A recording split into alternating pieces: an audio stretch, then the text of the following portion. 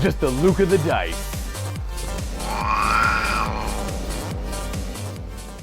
Hey there, Wargamers, and welcome to another episode of Just the Luka the Dice, Age of Sigmar edition. Today, my honored guest is Dave. Hey. From upstate New York. Yes. So Dave's been here several times before. Well, this is your third trip. You're over here with your friend. His name's Travis, but everyone calls him Tucker. Right. So yeah, you've been seeing them in a bunch of battle reports as is. This is my first time playing against, well, not first time playing against you, but first time playing against you this trip. Yes. We are playing Age of Sigmar today. Yep. 2,000 points. I'm playing Nighthaunt, giving them another shot with the new models. I was very distracted with the new releases in Age of Sigmar: the Bone Reapers, the Maw Tribes, the Cities of Sigmar, and what was the other one that came out with them? There was one more thing. Oh, Ironjaws. Yes. I've been playing a lot with them in and out, and then we finally got our models in. But now I can start focusing on the Nighthaunt again, at least until the Bone Reapers come out, and then much like the rest of the Age of Sigmar population out there is gonna be playing them, so I will be too. Are you gonna be playing them? Join that hype train. Are you? Haven't thought about playing them yet. No. I looked at the book, liked the book. I think it looks interesting, but I don't want to be like one of those people who jumps on the hype train and seen as that kind of person. That's fair, because out of 10 people, I would say that 6 are immediately playing them. Correct. 3 of them are thinking about playing them, yeah. And one of them is like, nah. I'm in that 3. Yeah, you're in that 3 I'm area? one of those 3. It's probably the coolest army they've. Well, I'm one of the 6. It's really divided people. Like people I know. like how they look, and we're talking about Bone Reapers, not the 2 armies we're playing. I know. But we're talking about how they kind of look a little. They look a little wonky, or they look great. Depends who you talk to. Oh yeah, that's exactly it. And I was gonna play them today if I had more points. I'm like, no, you know what? I'm gonna relax and wait till we get the rest of them painted. I'm just gonna play Nighthaunt, and pretty much never play Legions of Nagash again. Funny enough, I'm gonna stick to Nighthaunt and Bone Reapers. Probably Mortis Praetorians. You know what? I'm done talking about them. You know what? If you want, I talked about them for like an hour and a half in the review video or the first impression video. Go check that out if you haven't already. As always, folks, let's get to the game. Figure this out. We're going to do a random scenario out of the book. Did I even say what army you're playing? A Gloomspite Gitz, by the way. Yep. Nighthaunt versus Gloomspite Gitz. I think I said it already. If I didn't, I apologize. And if you want to come by and play some more games with us here at the MiniWarGaming bunker, well, go to miniwargaming.com/challenge, and then Josh can set all that up for you, because that's what he does here. Here are my Nighthaunt forces for today's game. This is exactly 2,000 points. And I'm bringing in the spell, the Vault, which is pretty much a Malevolent Maelstrom, but without the whole dispelling and unbinding rules associated with it. I'm bringing 1 battalion, and that is the Shroud Guard. Now, the Shroud Guard, I have to bring in Knight of Shrouds or Reichner the Grimhailer. And I decided, you know what? I don't really bring this guy ever. I don't like his rules all that much, but he's a cool model. So I figured I'd bring him. So here we have Reichner. Unfortunately, he's not leading the forces because, you know, Age of Sigmar, you don't get a command trait and you can't take a relic. So he's just there to be Reichner and fill out the battalion. And we have 2 squads of Bladegeist Revenants, 10-man squads, which are part of the Shroud Guard. If they're wholly within 12 of the Knight of Shrouds or Reichner of that battalion, then they have a 5 up to ignore damage instead of their normal 6 up to ignore damage. That's it. But I do get a command point and a relic out of that as well. A trio of heroes here. I have a Karen Wraith on the right. He's going to have a Shadow's Edge or Shadow's Reaper. It's a relic for Nighthaunt. Every time I roll a 6 to hit, unmodified 6 to hit, it does his attacks stop and they do D3 mortal wounds. Now he's already got an ability built in whenever he rolls a 6 to hit. It's Frightful Touch. He does 2 mortal wounds. So anytime he rolls a 6 to hit, is 2 plus D3 mortal wounds, which is kind of cool. It's not super powerful, but I like it. And then we're going to have a Spirit Torment here who will be the general of today's forces, and he's going to have the Terrifying Entity command trait. I have never really brought this because I've not fought anything that has lower than or as low bravery as the Gloomspite Gitz do. The way that works is at the start of my opponent's movement phase, for each unit within 3 inches of him, I believe, the opponent has to roll a d6. If he rolls higher than that unit's bravery, they freak out at the sight of my general here, and they have to make a retreat move that movement phase, and they have to try and get more than 3 inches away from him. And obviously, if they make a retreat move, they have to get 3 inches away from all enemy units.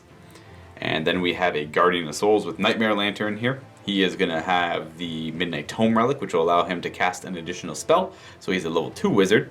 He is going to know Shade Mist from the lore of the Nighthaunt lore. Forgot to note that Reichner is also a wizard who will know Soul Cage from the Nighthaunt lore. Bringing the Vault of Souls here for 20 points. This essentially moves around. It's a predatory endless spell. I cast it 18 inches away, and I believe it moves 6 to 8 inches a turn. I believe it's 6 though. And I roll a d6 for every model within a certain range of it after it moves, and for every 6 that model's unit suffers a mortal wound. And then you keep a tally of how many mortal wounds it's caused, and it's kind of how much souls he's accumulated, or pieces of souls if you're talking about bigger monster targets here. And when it reaches 20, it is overwhelmed and explodes, and those souls try to escape in every direction. And they do mortal wounds to all units within a certain range, d6 mortal wounds, in fact. It's 20 points. I had 20 points left over, so I figured, you know what, I almost never bring these, let's give it a shot. They often work against me because I'm Nighthaunt and they like to run big blobs of guys, which means I will lose more models to it if it does backfire on me. Bringing a Morngul here. I usually always have at least one on my list, sometimes two if I'm doing like a double Spirit Host Bomb. I find him to be a very good defensive unit because he has a 6-inch -1 to hit aura, so if anything wants to charge him or something near him, they're a little bit safer.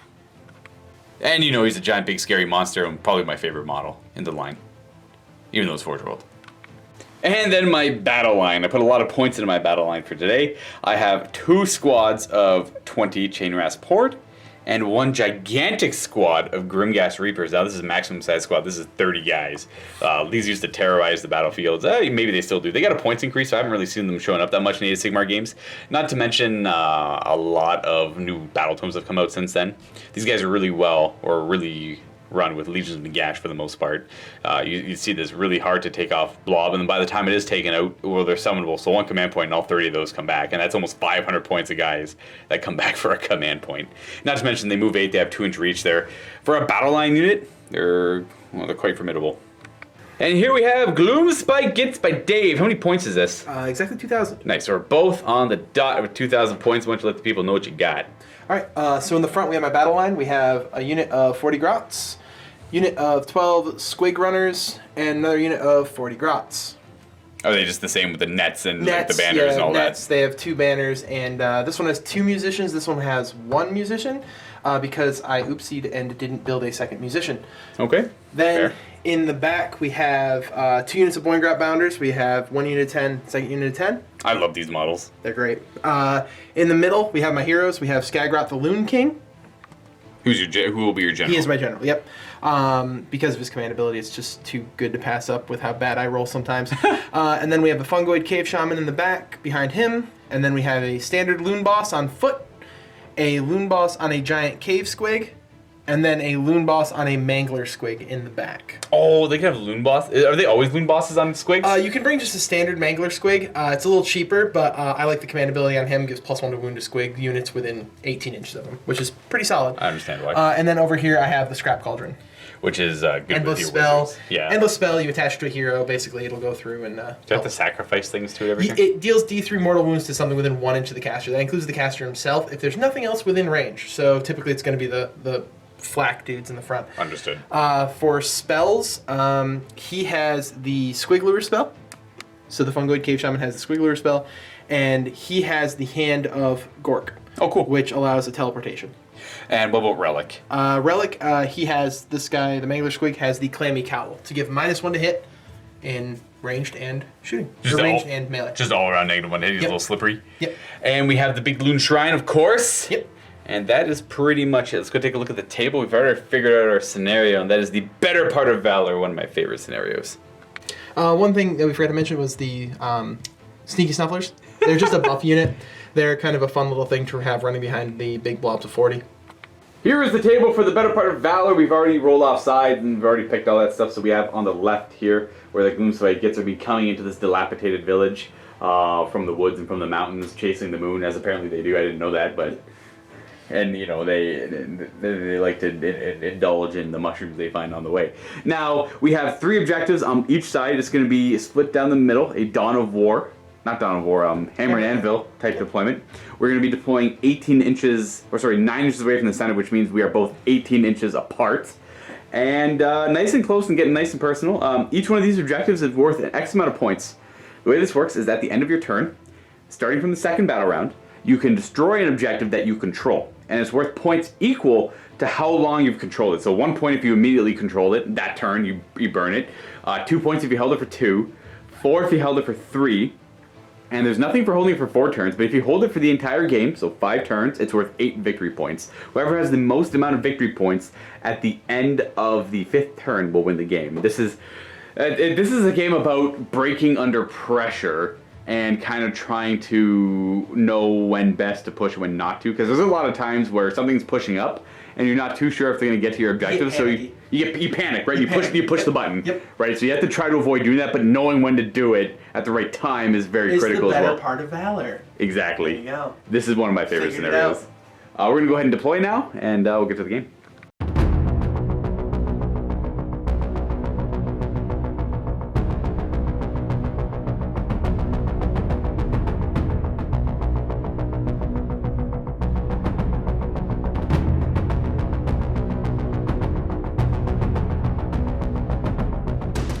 Alright, here we have deployment. I didn't mention earlier, but the mat we're using here is from GameMat.eu, and we have a lot of Adam's terrain from Greenleaf Terrain. It's all custom built. It's all cut foam and built together to be a dilapidated village. If you haven't seen his work before and you like it, make sure you go check him out. He makes custom terrain to whatever your specifications may be. We have Citadel Woods over here too, just to kind of give some area terrain down for cover if it comes up. It will in this case because we do have an objective in it. Yeah, it might come up. These are pretty big units, so it's harder to give them cover. We have Grots, Boingrot Bounders, Mangler Squig, the Loon Boss on Squig, and then your leader is... over there. Right there. He's in the woods. And then we have your Madcap... Is it Madcap Shaman? That is a Fungoid Cave Shaman. Fungoid Cave Shaman. He's the Malign Portents model. Yes, that's right. Yep. And he's deployed over there, and we have another Loon Boss over here. We have the Truffle behind the Truffle Squigs. Truffle Squigs! And over here we have Nighthaunt. You got Chainmask Port mirrored on the same side over there with the Karen Wraith beside him. And we have a big brick of Grimghast Reapers in the middle with my double hero support. We have the Guardian and the Spirit Torment with the Morning Ghoul supporting them as well. And in reserve I have the Shroud Guard waiting in the Underworld to pop up at its most opportune time. Now in this case, I did finish deploying first, so I get to dictate who's going to go first. Now I'm mostly concerned because the Squiggler can give your Squigs run and charge ability. Now they could run 3. It moves 3 in total, right? They could move. They move 3d3, which allows them to go. And we're gonna go 3 inches. Or they could go 18. I don't know. Let's see. It's fair. You know what? I opt to like to go second, as with a lot of people in this game. I'm gonna say you get to go first as the Grots, and I'm gonna try my best to not get. Well, I can't do anything about it. I'm just gonna hope I don't get charged by the Boingrot Bounders on my weaker flank over there. And if it happens, it happens. Turn 1. Yep. Grots. What's our Gloomspite Gitz? Turn 1, Gloomspite Gitz. Yep.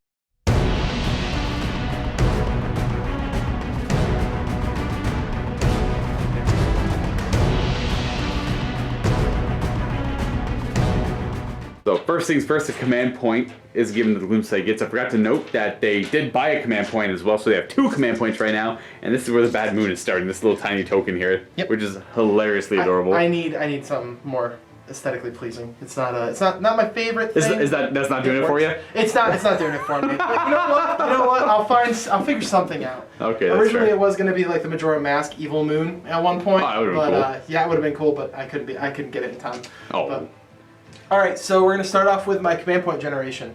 Fungoid Cave Shaman has Mouthpiece of Mork. On a 4-up, he generates a command point for me.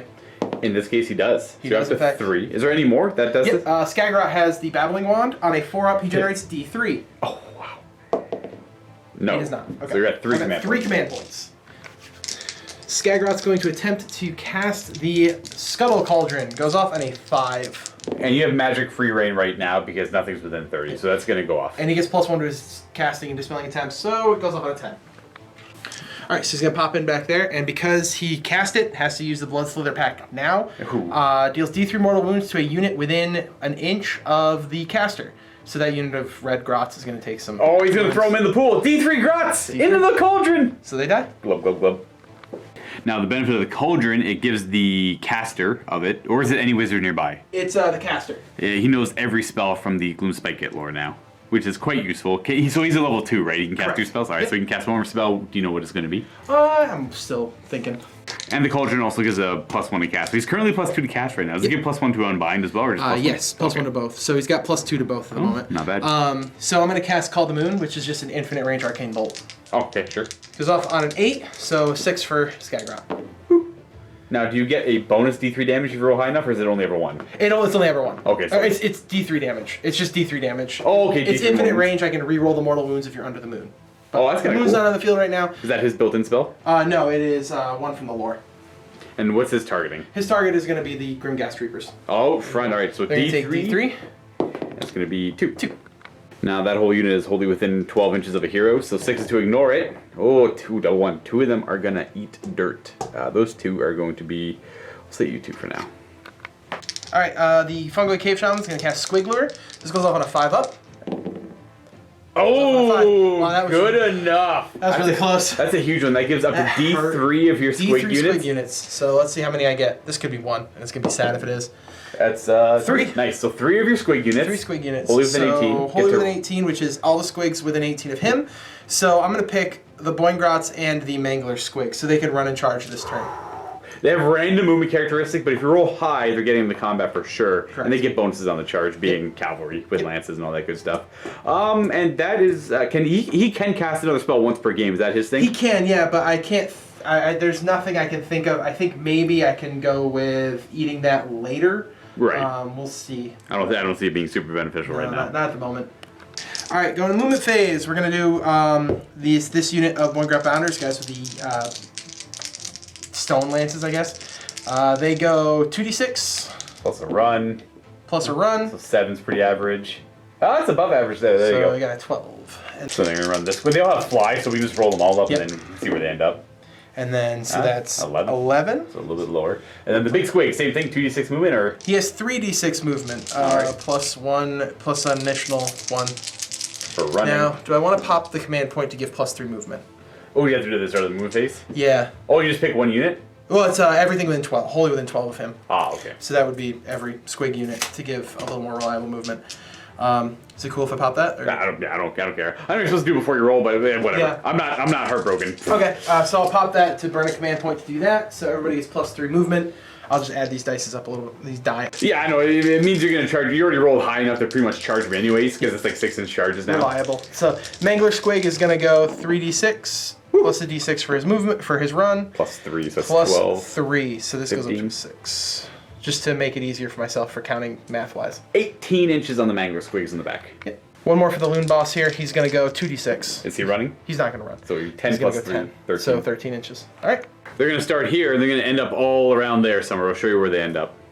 And that is the Boingrot Bounder movement forward. Now, they are all capable of charging, except for the boss. Because he was not one of the 3 that could run and charge, but he's pretty far away anyways. Yeah, he's not. Not really gonna make it there. And the two hordes of Grots going to move forward? This Not Horde them. of Grots is gonna move forward. I think the red squad's gonna kind of stick around for a little bit. So this squad, they're gonna run. They have musicians, so they get plus 2 to their movement Ooh. when they run. So they're going a full 12. Going to be right behind the Boingrot. Yep. And protecting the Loon Boss. And that's where they end up. The Fungoid Cave Shaman is just gonna amble up. Everything move forward, everything be aggressive. I assume are they gonna move up a little bit, or Little bit. They'll just gonna move up and kind of stay in the range of the objective because I know you got those guys sitting in sitting pretty right? in reserve. The underworld, sir. Thank you. Oh, sorry. They're gonna end there. Now we got these truffle boys. They can opt to not move and give a bonus. to They can, something? yeah. I think though they're just gonna they're gonna amble up just a little bit. They'll do they'll probably get the buff out next turn, just so they can hold the objective a little bit better. This guy's gonna run, so he's gonna go 9 inches. Let me go over there behind them. Yep. Now what does he do? Why do you need him over there? So he has a command ability that he can pop at the beginning of the command phase, and he gives a unit that's wholly within 12 of him mortal wounds on a roll of a 6 when they wound. Oh, When they roll the okay. wound. It poisons their weapons. Yeah, basically. They just learn how to stab better. I think that. Now they're gonna stay here because they're wholly within 12 of the Loon Shrine, so they don't have to worry about running away. Yeah, and Skagrot, I think, is going to. He's going to move. He's slightly slower, so he'll move kind of over this way, and then his cauldron will follow him. Opt to follow. Yep. And that's it for movement? That's it for movement. Now we have one shooting attack on him. I assume it's too far away. It's a 28-inch range. Oh wow! Let's So see. probably not then. So 28. Nope. I think I'm just. We are shy. And that brings us to the phase I'm not too excited about. Now over there, that's probably like a 6, 7. 7. We got a 7-inch charge over here. All right. Gonna roll for them. That's An 8. good. That's good. That's what you want to see. That's what I don't want to see. Yeah. So they move. You know what? That obviously the 3-inch movement helped quite a bit there. Which again you were gonna do anyways. We had mentioned it. So if Yep. anyone is like, you let him do it too early or too late, no, I didn't. It's fine. We talked about it beforehand. Ta-da. Now, All right, now this is gonna be sad when I roll Snake Eyes for both of these guys, and then they're just sitting there waiting for the Grimghast to come to them. Now, which one's charging first? We're gonna go Boing Grab Bounders first. Boing Grab Bounders. That's I get a good. 9. 9's beautiful. 9 is fantastic. The trick is, I want to stay away from the Morn. You have to stay 6 inches away from him. Oh, can he pilot? He can pilot in fight 6. Oh no, I thought you avoided the. He has a -1 to hit aura. -1 hit aura. Yeah. Well, I think I'm basically in that regardless. Right. So. He's got a 2-inch. He's got 2 or 3 inch reach.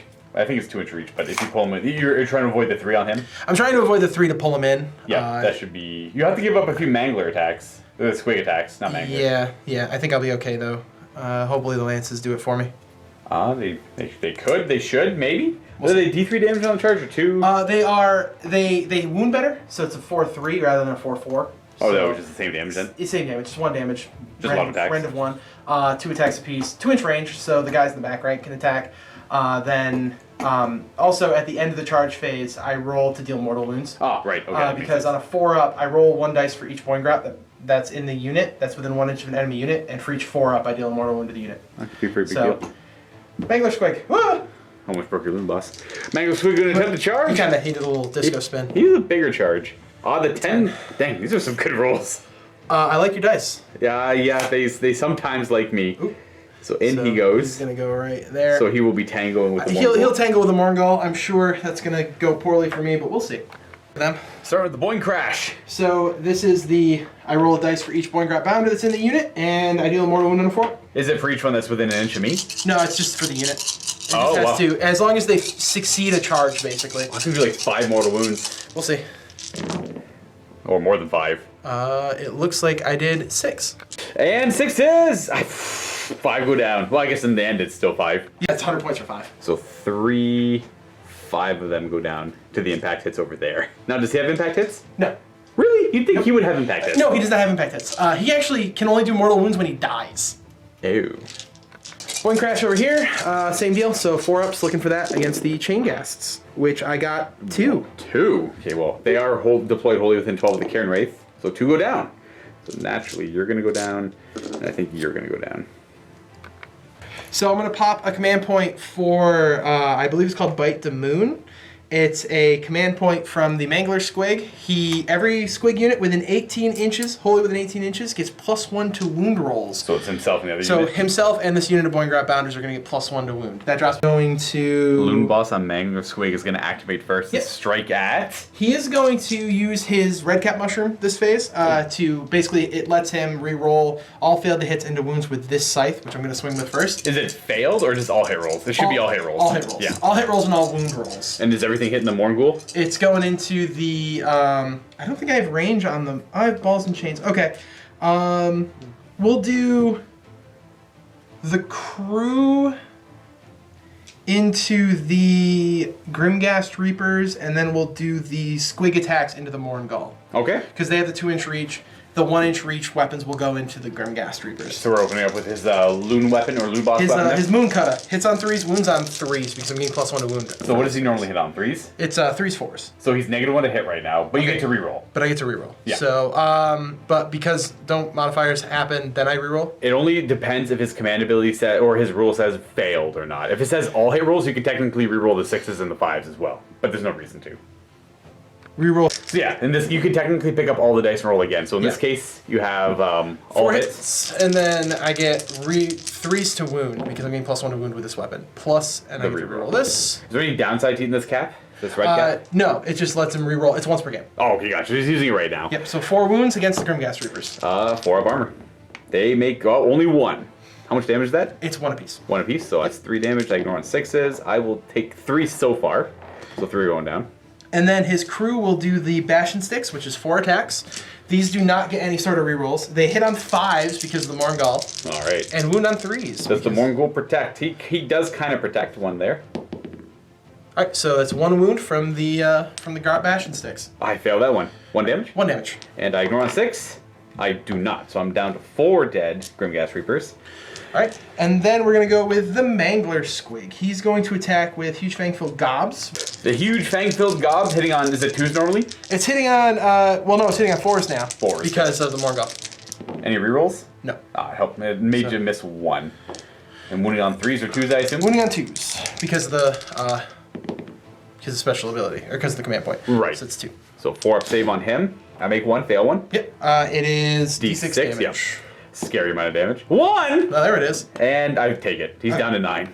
Now we have the chains. I forgot this thing's got like a huge array of attacks. Yeah, so it's hitting on 3s normally, but because I charged, they're now hitting on 2s because of the Morgul, hitting on 3s. Back to 3s again. So we're hitting on 3s. Here we go. Bam.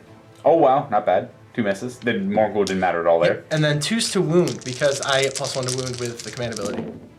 And a couple 3 wound. fails. 4 up save. I make all of them. Alright. So the Morgul in the end just takes 1 damage, and I do lose 4 of my Grimghast Reapers, which are going to come from the back because they're not going to be attacking at all, really.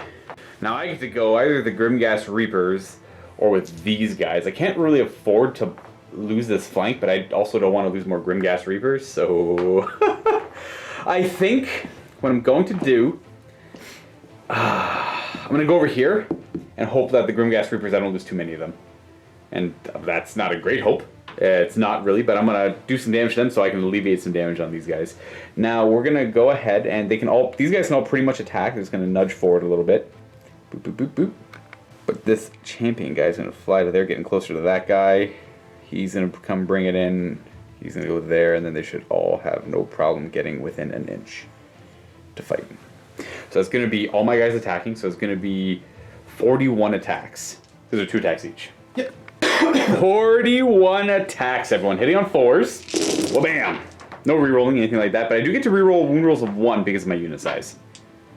4s to wound. Rerolling any 1s because I have more than 10 guys. I think it's like 10 or more. Yeah, there, I got a couple more wounds out of it.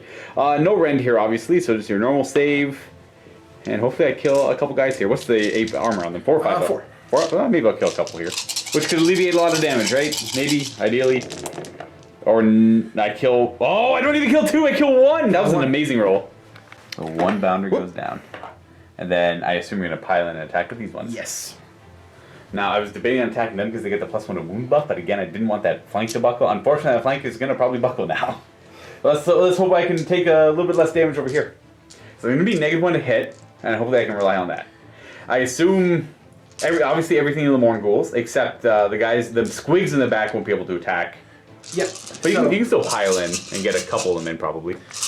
We're going to opt to not pile in, though, because again, we're trying to stay within the Morghuls so you can't reach over and slash at them.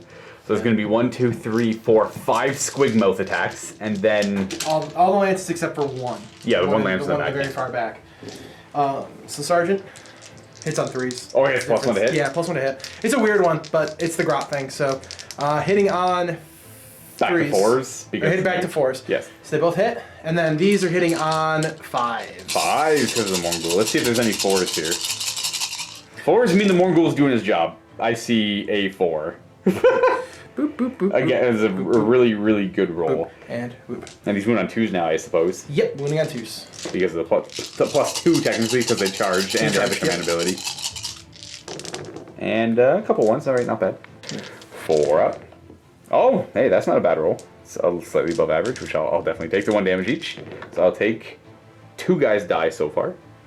10 squig attacks, because 5 are in range. Yep, 5s and 2s.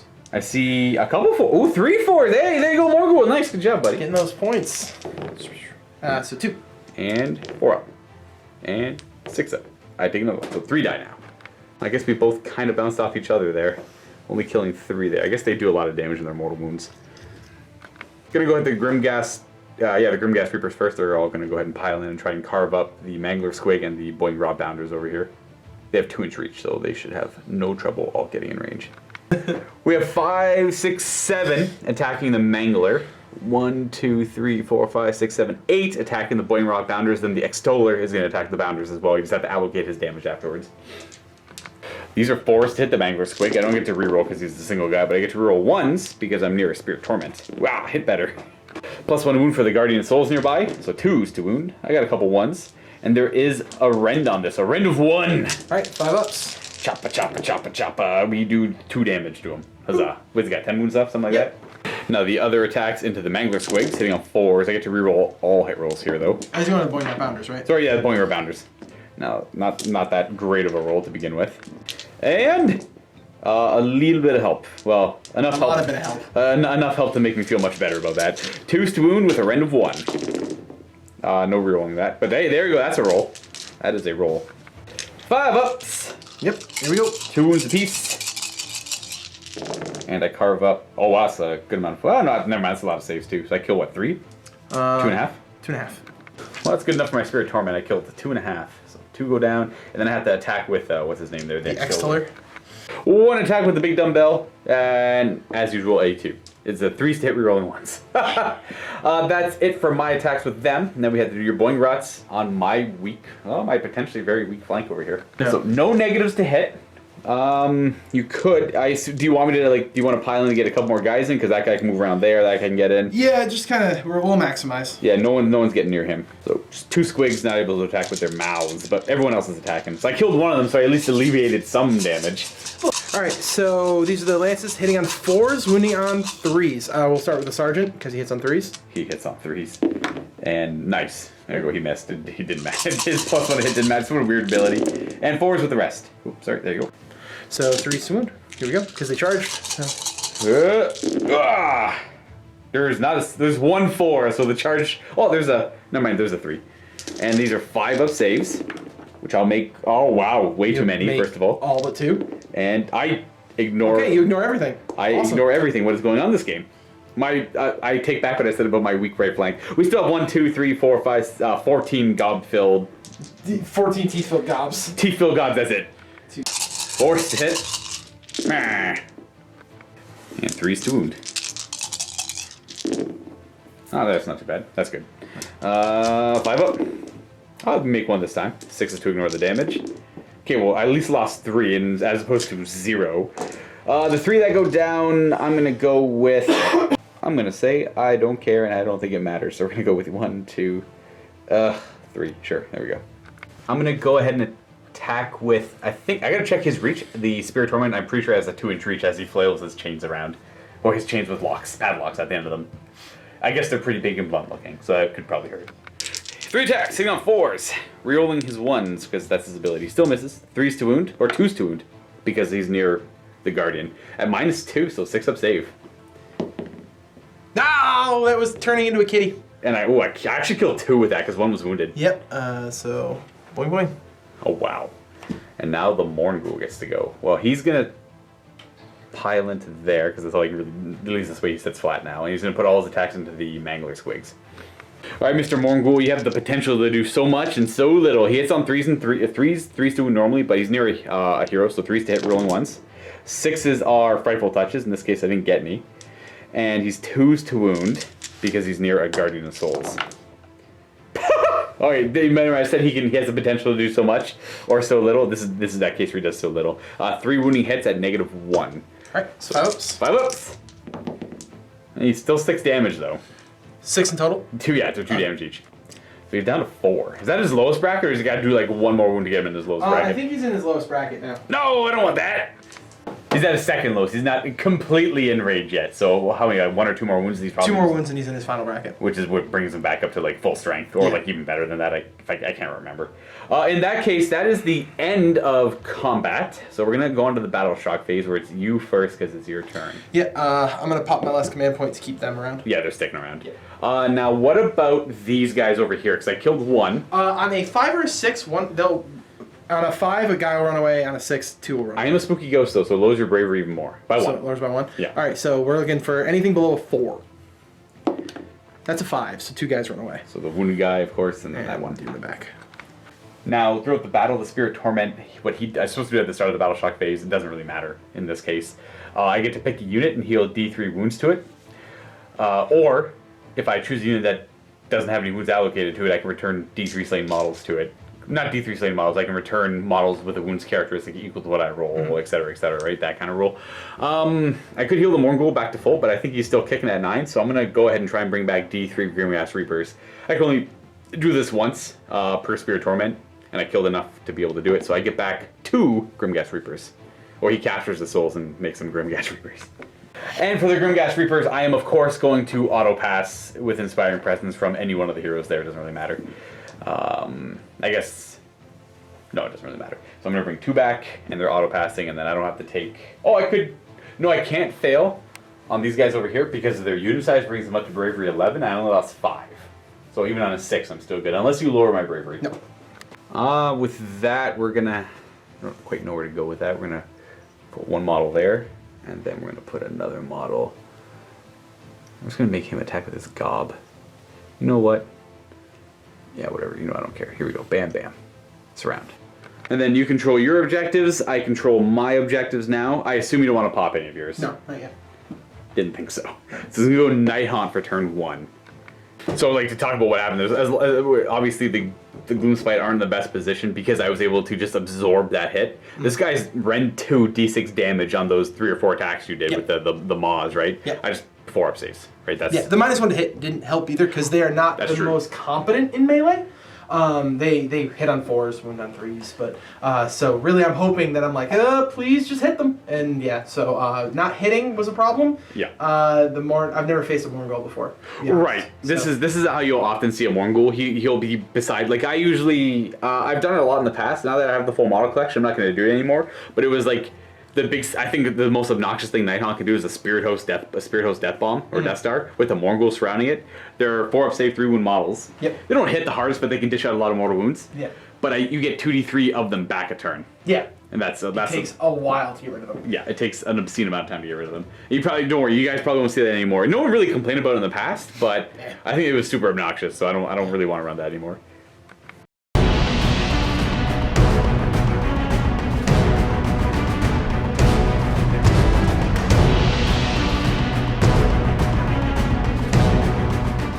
I will be gaining a command point, and I'm going to enter the hero phase. Are you in range to stop my spells now? You moved up a little bit. I think you might be. Who that guy, let's see. That is within 30? Then Skagrot is not. So I don't have to worry about him right now. My wizard's the guy way in the back there, yeah. So we're going to open up, and he can cast 2 spells. My other wizard's Reichnar, who is not here right now. I can cast 2 spells with him because of the Midnight Tome. Now I need Spectral Lure and Shade Mist. So I can't really do the endless spell. There's no point in really doing the endless spell.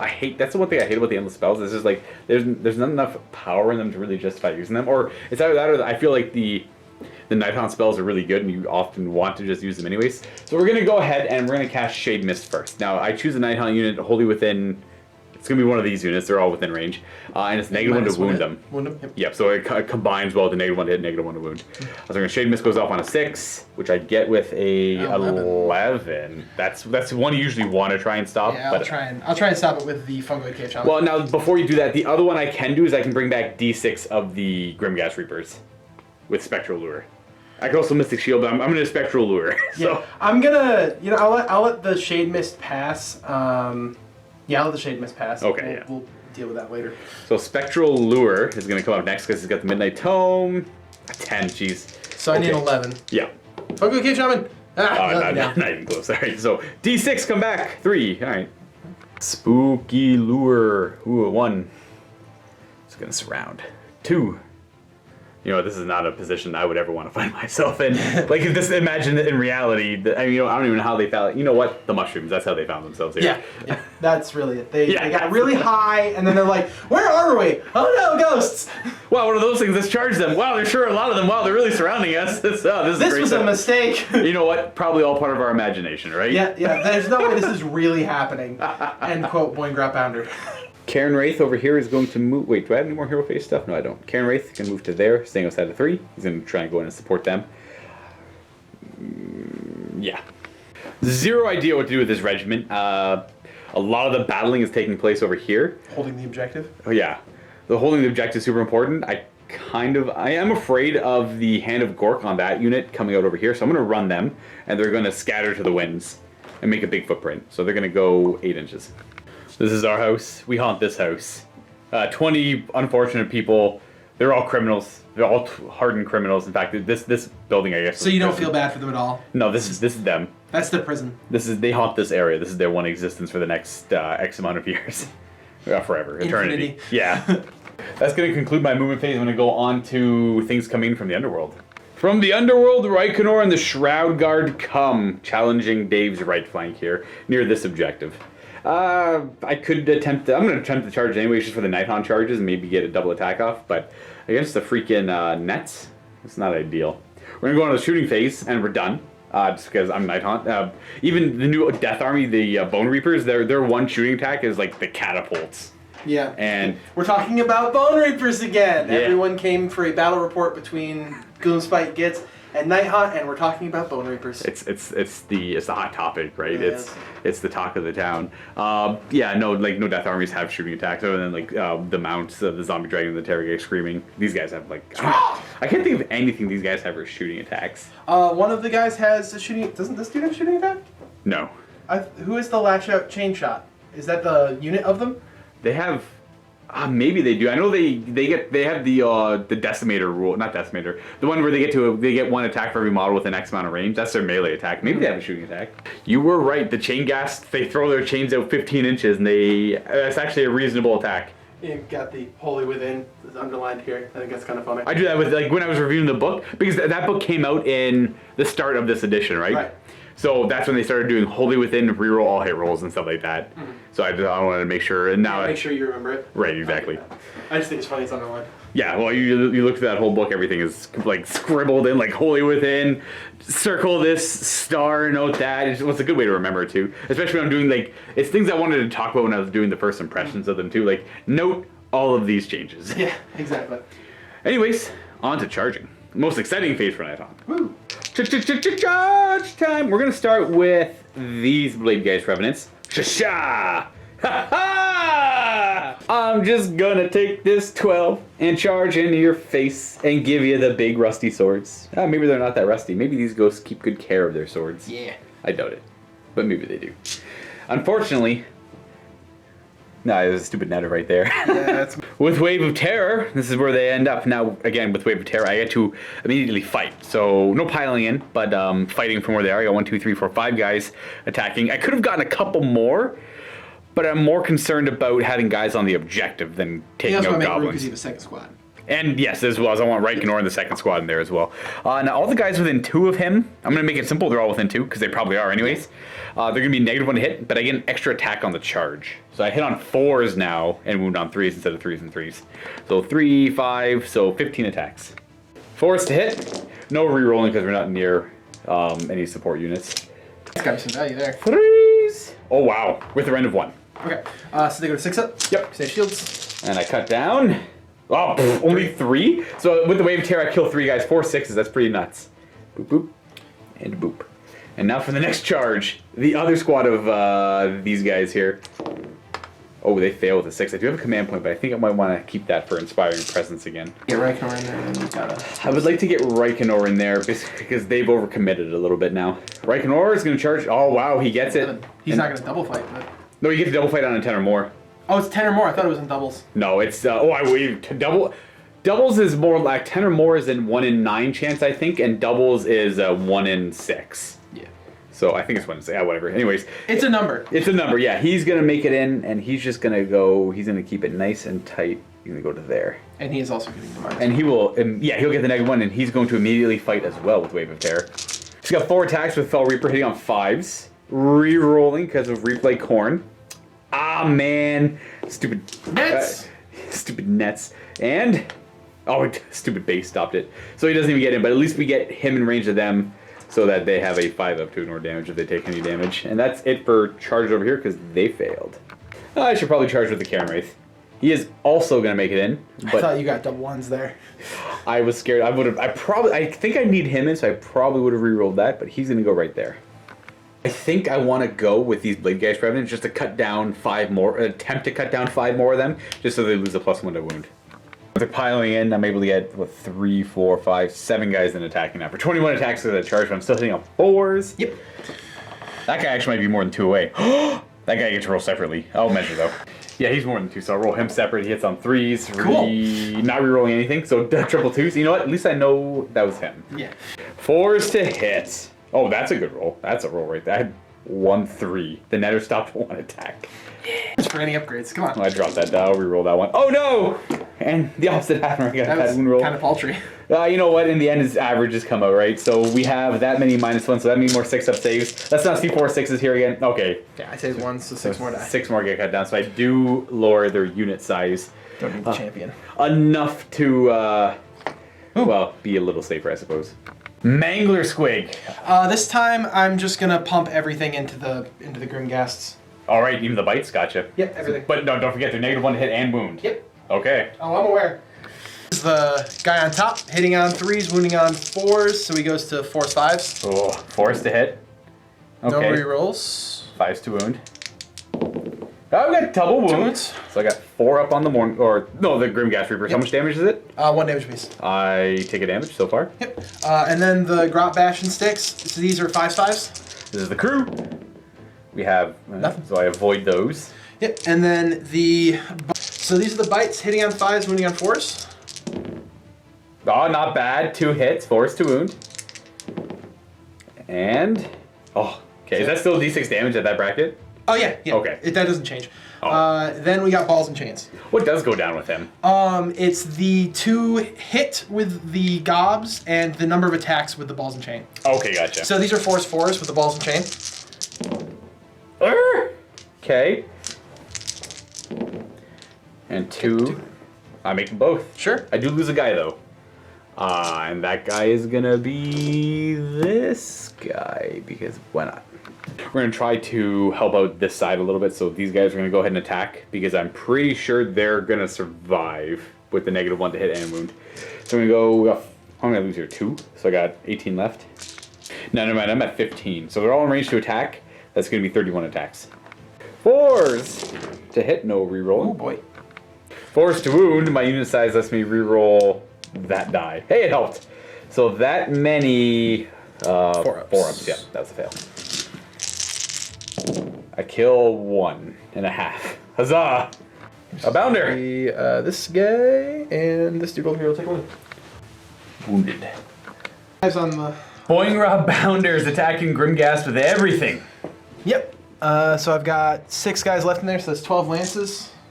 Does the champion have an extra? Oh, he has +1 to He's hit. +1 to hit. So the champion hitting on 4s. Okay. And the unit hitting on 5s. 5. Not the greatest, but No, 5s to not wound with the lances. Oh, because they didn't charge. Correct. Rubber So Land two Syndrome. wounds. 4-ups. We'll make 1, fail 1. 1 damage. And we sure. do not take that damage yet. Alright, so 1, 2, 3, 4 from the squigs. Squig's biting. 5s, 4s. Woo. 5s to hit. And 4s. So, Ethereal! 6. We take a damage. okay. That's gonna kill this guy off over here. I guess I'll go with, Reichnorn. yeah, I mean, he's not gonna do much. He's gonna attack with, I forgot to attack with the horse. Let's do the horse twice. So I got 4 attacks with Fell Reaper, hitting on 5s, re-rolling for Reap to Like Corn. Hey, there we go, a little bit better this time. Wait, does he have Frightful Touch? I had 2 6s there, I think he does. So I actually rolled 2 6s there, so we'll say those, they all wounded anyways, doesn't matter, so it's 1 6-up save, -1. Nope. So I kill 6 of them in total. That's actually much better than last time. The horsey, I'm just doubling up the attacks because I forgot in the charge phase. They hit on 5s because of the nets, and 1 wounding hit with no rend. 5 up! You are... Safe. Yeah, you're fine. And then that's it for him, and then they can go, or the other squig hoppers can go. We'll go with the other squig hopper. Squig hoppers! Alright, Sergeant hitting on 3s. Woo! Okay, Cool. that looks familiar. Alright, and then the rest of the lances. Hitting on 4s. Wounding on 4s. So 2. 2 wounding hits, and I'm going to have 5 ups. That kills 2 of them. And then we have the Death moth. save. Oh, right, yeah, that's right. Yeah, I got my guy there. Yep. Haha! So I take 2 so far. Alright, and then the bites. So 12 bites. hitting on 4s, wounding on 3s. No. It got slightly worse. I lied, it got worse as it went along. And then 3 more. 3 wounding hits, 5 up ethereal save, failing all of them. They 1 damage each. Yes. 6s! Okay, 3 die. 3 ghosts go down. Karen Wraith attacking, he's gonna get Reap Like Corn. He's got the Relic Scythe here, so we're hitting on 4s. Re-rolling because of your unit size. I'm looking for 6s. I got a 6. So that's going to be 2 more wounds plus D3. And these are 2 wounds at rend 1. Okay, so 2 at rend 1, 5 ups. So that's Save 1, take 1. So that's 2 damage. So it's total of 4. So 6. So 6. So Kills the wounded guy. I'll kill the sergeant. He's not really doing me a lot of good. And That's 3, 4, 5, and then 1 wound. And now the Grots pile in and are going to split their attacks up between the Bladegeist Revenants and Old Reikenor. 7 attacking the Bladegeist, and then we have 1, 2, 3, 4 attacking the Reikenor, and then all the nets are going to attack Reikenor as well because they have 2 longer reach. Yep. So these are against the Bladegeist Reapers. So hitting on 4s. Not bad, not bad. Wounding on 3s because I still have more than 15 guys in the unit. Okay, So at least I that's stopped at 2, I suppose. 4 up save, and because they're near Reikenor and they're part of the Shroud Guard, I mattered once. So I do lose 1 guy so far. Well, that's all the attacks, right? yeah, into them. So I guess I'll go with you dying. So I've got 4 attacks going into Reikenor, 4s, 3s. Not bad, averages are always nice when they do decide to show up. There's 2 on Reikenor. 4 on hit, oh, and 6s, he takes the damage as well. That will put him down to 6, and we got a bunch of netters throwing their nets at him as well. 4s to hit, normally 5s, but the unit size makes it 4s. That's 4s, 4s. Here we go. Why do I play games where I require It was an rolling? amazing roll. So then 4s again. Look. This is actually not enough to kill him, but enough to scare him a little bit. And he's a ghost, that's a pretty big accomplishment. So 6s, he takes 2 more. He's down to 4. Yes, that's right, that's what he's at. I'm gonna go ahead and do the Spirit Torment first. Oh man, but I get to reroll hit rolls against him if he... Swing with the big scythe boys. I know, but like if you kill him off, then Spirit Torment can't attack, and he killed like 2 last time. Yeah, I'm gonna go with the Scythe boys. Yeah, that makes no sense. Scythe boys, we got. I'm not gonna bother piling in because they're all in range to attack anyway. So I'm gonna have 4. Yeah, 4, 5, 6 that have to attack him, so they will, and the rest are gonna go into the Mangler Squigs or the Boing Rot Bounders. All right, here we go. 4s to hit the big Mangler Squig, rerolling ones because there's a Spirit Torment right beside him. Better as he swings back up. Okay, so now Dave here, remembering that he's got a -1 to hit relic on his Loon Boss on Mangler Squig. Yep. I have 4 hits only. People are probably like, why didn't he remember that in the first round of combat? And the answer is, I'm not smart. There you go. I'm honest. There you go. You know what? The Mongol did pretty poo, so we're gonna hope that that was kind of the dice saying, yeah, Dave, try and remember this for next time. Yep. And bam, 2s to wounds, so I got 3 wounds in the end, so -1 there. 5 ups. And I do a total of 2 damage. Yep. So he's down to 2. Yep. The 24 attacks from the Gloomghast Reapers, I gotta do the Extoller afterwards. Rerolling all hit rolls in this case because of their unit size is still 5 or more. The reroll helps out significantly. Kind of, just 3 more hits.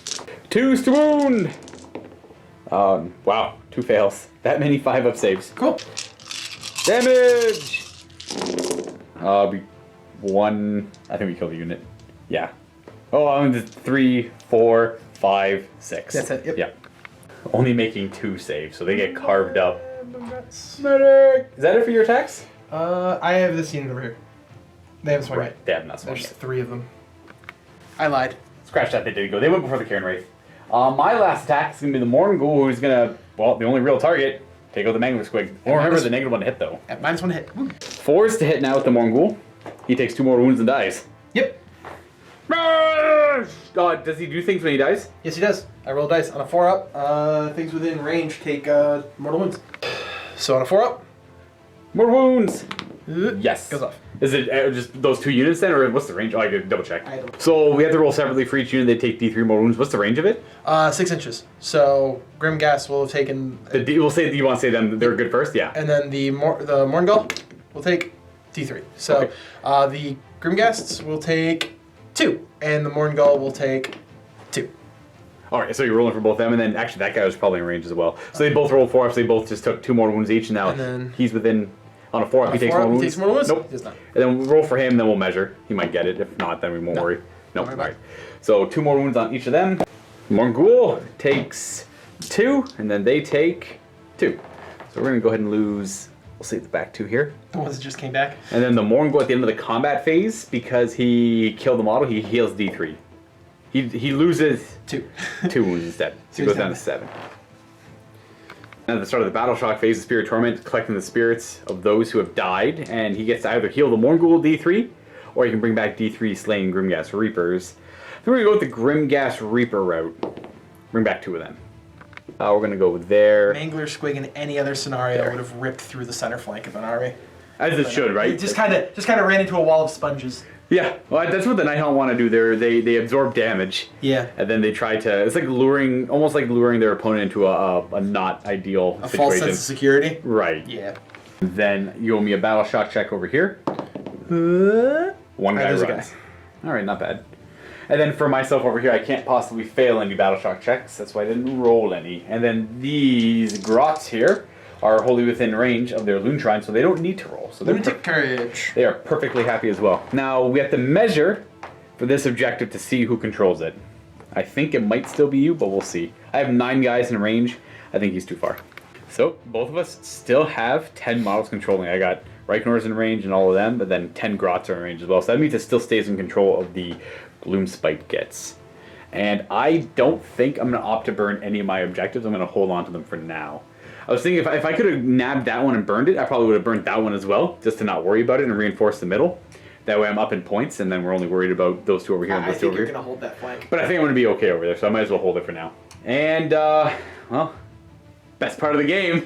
Initiative roll off! Woo! You win ties, though. I'm going to get a 6. I'm going to need a 4. Alright, cool. You want to give me first turn? You know what? I will, because okay, this is an example of why I don't like Age of Sigmar. Well, you know what? Okay, there's 2 different arguments for this one, right? It's not guaranteed I'm gonna win, right? It's not guaranteed I'm gonna win here, but these guys are gonna make their charge in. I'll probably eat them up to the point where I then will control the objective, and then I'll burn that, and then they will probably die, and then you'll be stuck with just that, right? Versus my full army, and I don't think there's a whole lot of merit in that. Now, here's 2 parts of the argument. If you have a lot of time in your day, and you say, well, okay, whatever, the game's a wash, just play another one. Yeah. Right? Like, well, which mindset are you on? Do you hate the double turn, or you're like, sometimes just makes a quick game, and you play another one? I mean, it's part of the game, so you just kind of got to deal with it as you deal with it, but I don't mind it. It's something that, it sucks when it happens. You're like, I really need the top of this turn, and then it's like, oh, no, you aren't guaranteed to get it. Right. Is the thing. So in this case, would you like to keep playing to try go at it, or do you want me to just take the double turn? You want to play the game as is? Because I'm okay to pass it up because I'm not a huge fan of it. It's entirely, if you want to take double turn, take double turn. No, I'll give it to you then. If you want to keep playing, we'll keep going for sure. Just in this case, I don't think it'd be an ideal battle report if the Nighthaunt just take the double turn and then sweep in, because I was able to clean up all the threat over here, so all of this is free to move forward and charge as well, so that gums all of that up. So we'll see. Well, okay, we'll potentially chalk it up to a Nighthaunt victory, and then we'll see what would happen if you had won that roll off there. So we'll keep it going. We'll go Gloomspite Gitz turn 1. 2. I mean 2. You know how numbers work.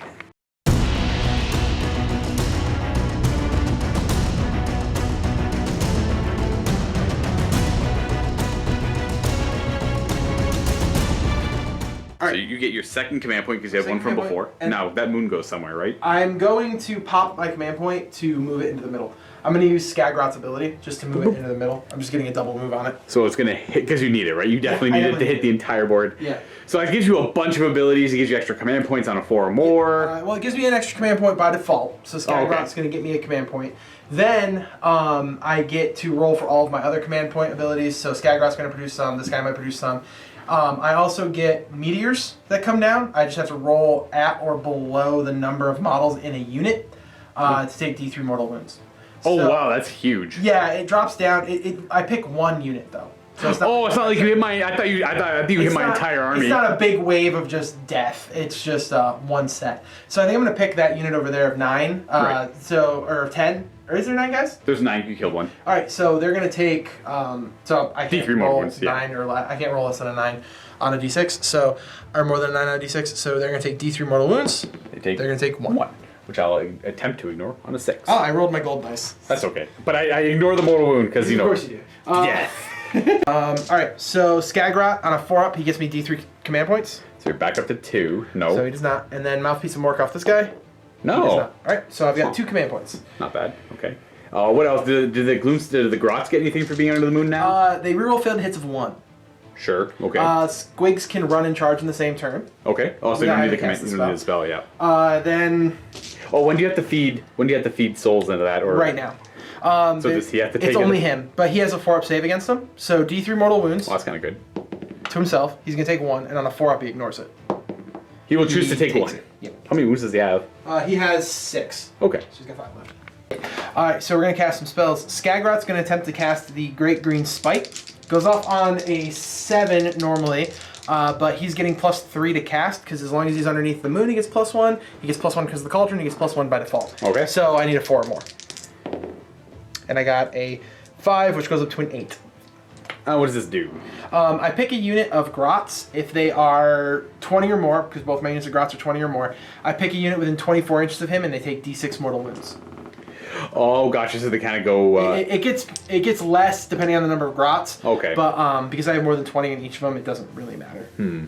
There's 22 over here. One was actually hidden over there. We just tucked him in because he would have moved. Yeah. So then we got so the Great Green Spike goes off.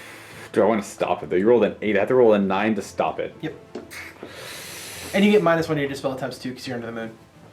Oh, boo. I have to roll a 10 to stop it? Yeah. Stupid moon! Yeah, it's the worst. I'm going to try and stop that one, I think.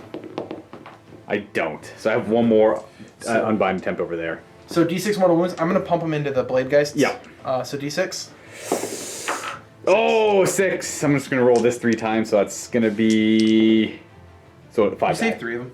I almost said... oh, right, they have a 5. They have 5, yeah. So I take 3 casualties. Those trees are real annoying, but you know what? 1, 2, 3. You're going to call a meteor down. Call meteor down. This is the infinite range, more wounds. Yep. So that goes off on a 9. D3 mortal wounds is something you... whatever. You can get that one off. Alright, we're going to do D3 mortal wounds to the Morngul. Yeah. So D3 mortal wounds to Mr. Ghoul. He takes 2. He takes 2, so he's down to 5. Yep. And then we have one more spell from that guy, or he can do 2 this turn. Yeah, he could eat 2 this turn. Alright, so he's going to cast Mystic Shield onto this unit of Grots. Okay. He's getting +1 to cast, so it goes off on a 7. What's the other spell? What spell did he have?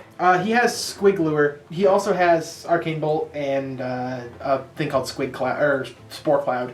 Oh, he doesn't have the Hand of Gork? No, that's okay. Skagrot. So I'll try and stop that, I guess. I fail. Oh wait, what'd you roll? I rolled a 7. Oh, so I rolled an 8, but I'm 7. -1, so I don't actually stop it. All right, so no, the moon. Arcane Shield. Woo, moon. All right, that's it. So that's all I'm going to cast. He's going to hang on to his spells. Oh, he's gonna hang on to his second cast? Yeah. Okay. Hang on to it. So we're going to use the Sneaky Snuffler's ability. I have to roll a dice if it's at or below the number of models in the unit, which I can't fail. Right. I'm going to give this unit +1 attack on all of his melee attacks. Woo! So +1 attack. Yay! That's really good. This guy's going to run and move. So. Oh, he's down to the moon. What He's going to move 9 over here. And then these are all going to move forward. They move 5 or 6? 5. So they're going to move forward there 5 inches as well. Just right behind the loon boss. Yep. All right. So I'm going to move this guy. He's going to run just so I know he has the movement. He's in location for it. All right. So he's got an 11. So he's going to kind of move over this way. He's in the middle of the field. We're going to move forward. The squigs. Squigs are going to shimmy just to kind of get them in a position where they can deny you if you get over here. I'm probably going to burn this objective this turn, being honest. Ooh. We'll see, though. And this guy's going to move up. We got Skagrot shooting attack. Skagrot is going to shoot his 6 attacks into Reikenor. Oh, it's 6 attacks. Yeah, 6s, hitting on 3s, wounding on 3s. I'm re-rolling 1s because he's under the light of the moon. But you are... Lookout, sorry. Yep. So I'm hitting on 4s. Leave Reikenor alone. No 1s. No 1s. So 3 hits. 3 hits. 3s to wound. We got 2. 2 at -1. Oh, I feel both. And he takes 2. Okay. Boosh. Now he said he takes a mortal wound at when now? The end of the round. So after your turn. So at the end of every battle round? So he's slowly dying now? Yeah. He takes a mortal wound, so you can still save it. Okay. Is that at the end of every battle round as well? Oh, he's probably going to die now anyways. Yeah. We'll see. Yeah. Charging! We're going to do a charge here. Looks like you needed a 6. 6. Here we go. 6 to make it in. That's what you got command points for. That's what I got command points for. Oof. We got 2 command points down to 1. Oh my goodness. Okay. Wow! We're going to attempt a big charge on this guy because he's got fly. He can jump over the building. We're bound over the building. Oh, 11's super 11. high. 11's pretty good. Mike over there to help out this losing fight. Yep. Boing. He's got Boing. over here. Hello! So yeah, this is not ideal in any way, shape, or form. I'm glad you gave me the top of the turn. The problem being, You still need to roll well? Orked it. Pretty hard. Oh my gosh, I won. Dice! I mean, there's only so much I can do. Yeah. You've given me everything. I have snatched victory from the jaws of defeat, or wait, other way around. I've snatched defeat from the jaws of victory. Nice, good job. Go me. We're gonna open up with this fight over here. 7 again into the. Oh, that's right. They can't pile in, or else they're too far away from the moon. Otherwise they have a problem, and they start running. Yes. And panicking. That guy's already fighting. Yeah, he's already fighting. So. Yeah. 7 guys. 7 guys hitting on 4s, wounding on 3s. 3s to wound, and we got 4. Far wounds. We take maybe 2, and we take 1 because we got the shroud. Yep, there it is. I was like, you succeeded. Boom. And then we have the attacks. So the rest of the attacks into him, and then all the nets. Yeah, 4 into Reikenor, and then Still 6 nets. 6 nets. So 4 attacks into Reikenor on 4s. Yep. Here's hoping he doesn't die here, though. He's only got 2 wounds left, so it's not looking 3s. great. Oh 2 wounds no! against Reikenor. So he's got 2 wounds left. He makes 1, and he's got 1 wound left. And all the nets are going to attack him now. 1, 2, 3, 4. Match you like Cleopatra. These are 4s and 4s. 4s and 4s. Yeah, he's super dead. The moon says reroll once to hit. Did we forget that for the other guys? They didn't roll once. Oh, nice. All right, so these need 4s to wound. Yep. Well, not extreme overkill, but considerable. It's overkill against any other army that isn't Nighthaunt. I guess I could save all these. I'll come close. Oh, never mind. I have to roll 2 6s here. Ha! Oh, he kind of tried. Woo! Reikenor is sent back to wherever. Cameron's gonna try and take this guy out. He's got like 6 wounds though. Yeah. All right, 4s to hit. 6s are good. Ooh, 6s are real good. That's up to 5 mortal wounds there. This one hits and wounds, so -1. Okay. That's a 5 up. You make it. So you take 2 plus 2. So you take 4 mortal wounds from his relic. Got 2 left. He tried. Would you like to go with? I guess it's pretty much just them. Yeah. Yeah. The bounders are gonna go ahead into the chain mass board. So 4s. Oh yeah, no rerolling there because of squigs. So 2 wounds at -1. Not that matters. Ethereal! Yeah. 6 up! We take a damage so far. Alright. We have the Maws. Bites. Bite. 4s, 3s. We got 1 hit. And a wound. And I have a 5 up save, followed by 6 up. Yeah. Okay, I take 1 ghost goes down. Well, I might as well go ahead over here. We're gonna try and be a little cheeky because we got fly. This guy's gonna move over. That guy's gonna move over just to get over the models and get some closer to him to try and take him out. I don't know what he can do, but he charged. He looks like he's got a lance, so I assume he's got something like that. It's mainly the squig. The squig is the source of the damage. Oh, he's got the big scary squig. Okay. After piling in, they're all just as close as they were before. We have 3 chainmass forward that can attack. One is the warden at least, so that's gonna be 7 attacks into him, and 4, 5, 6, 7, 8 into them, so 16. 4s to hit. To your loon boss, we got 3 hits, and reroll the 1. We have no wounds. Yeah. 4s to hit the Boing Rot Bounders. 4s to wound. Reroll this. Oh, that one as well. Look at that. Oh wow, the Bounders. Oh, Ick is right. 4 up save, and you lose 1.5. 1 sticks around. Boop. 1. And then we can go with your shaman. Or not shaman, your loon boss. Loon boss. You gonna try and take him a Cairn Wraith? He's gonna eat his mushroom so that he does the same thing the Mangler boss did. So Also, him with his weapon. His spear will hit. It hits on 4s, wounds on 3s, but I'm re-rolling everything, and I'm gonna throw everything into the Cairn Wraith. I like my Cairn Wraith. You leave him alone. Well. Yeah. You don't. I get it. I hate him. Well, hate's a strong word, but I really, really, really don't like him. All right. You don't want him there anymore. So 4s. Re-rolling because of the mushroom. Because he's high. And somehow makes him more productive. Yeah. 3s to wound. We've all re-rolling that. Oh, that's right. So I made 1 save and failed to save. And you have 1 more to roll. Oh, because of 3 wounds. That's right. That made 2 saves and failed. 1 damage on that still? Yes. It's only 1 damage, huh? Right. We'll And make that then 0 damage. His mouth's gonna. His squig's gonna bite you. Yeah, the squig's a scary thing. 4s, 3s. 4s to hit.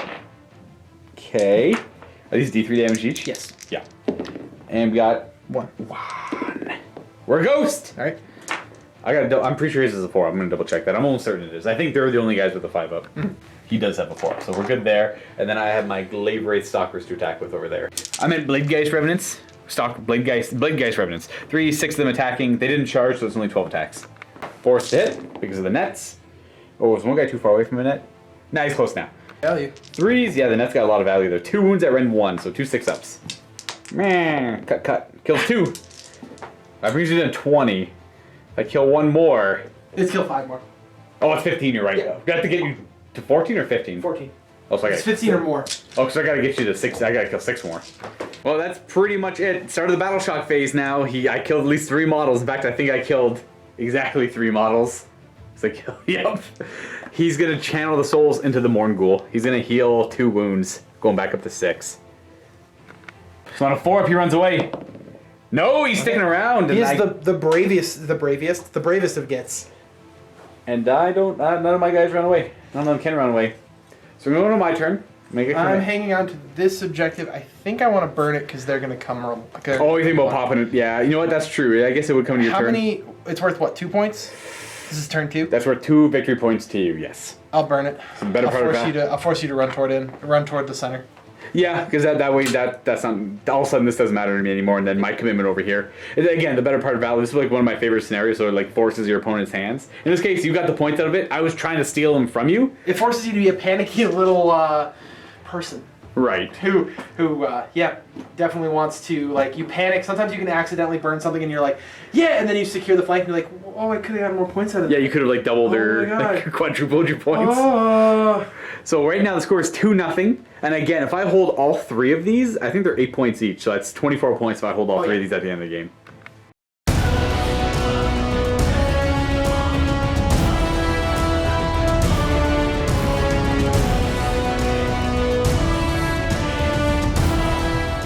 That's fine. Okay. We have the Guardian of Souls gonna cast Spectral Lure, because why not? That's -1 to cast. Oh, so this goes off on a 7 then. The moon.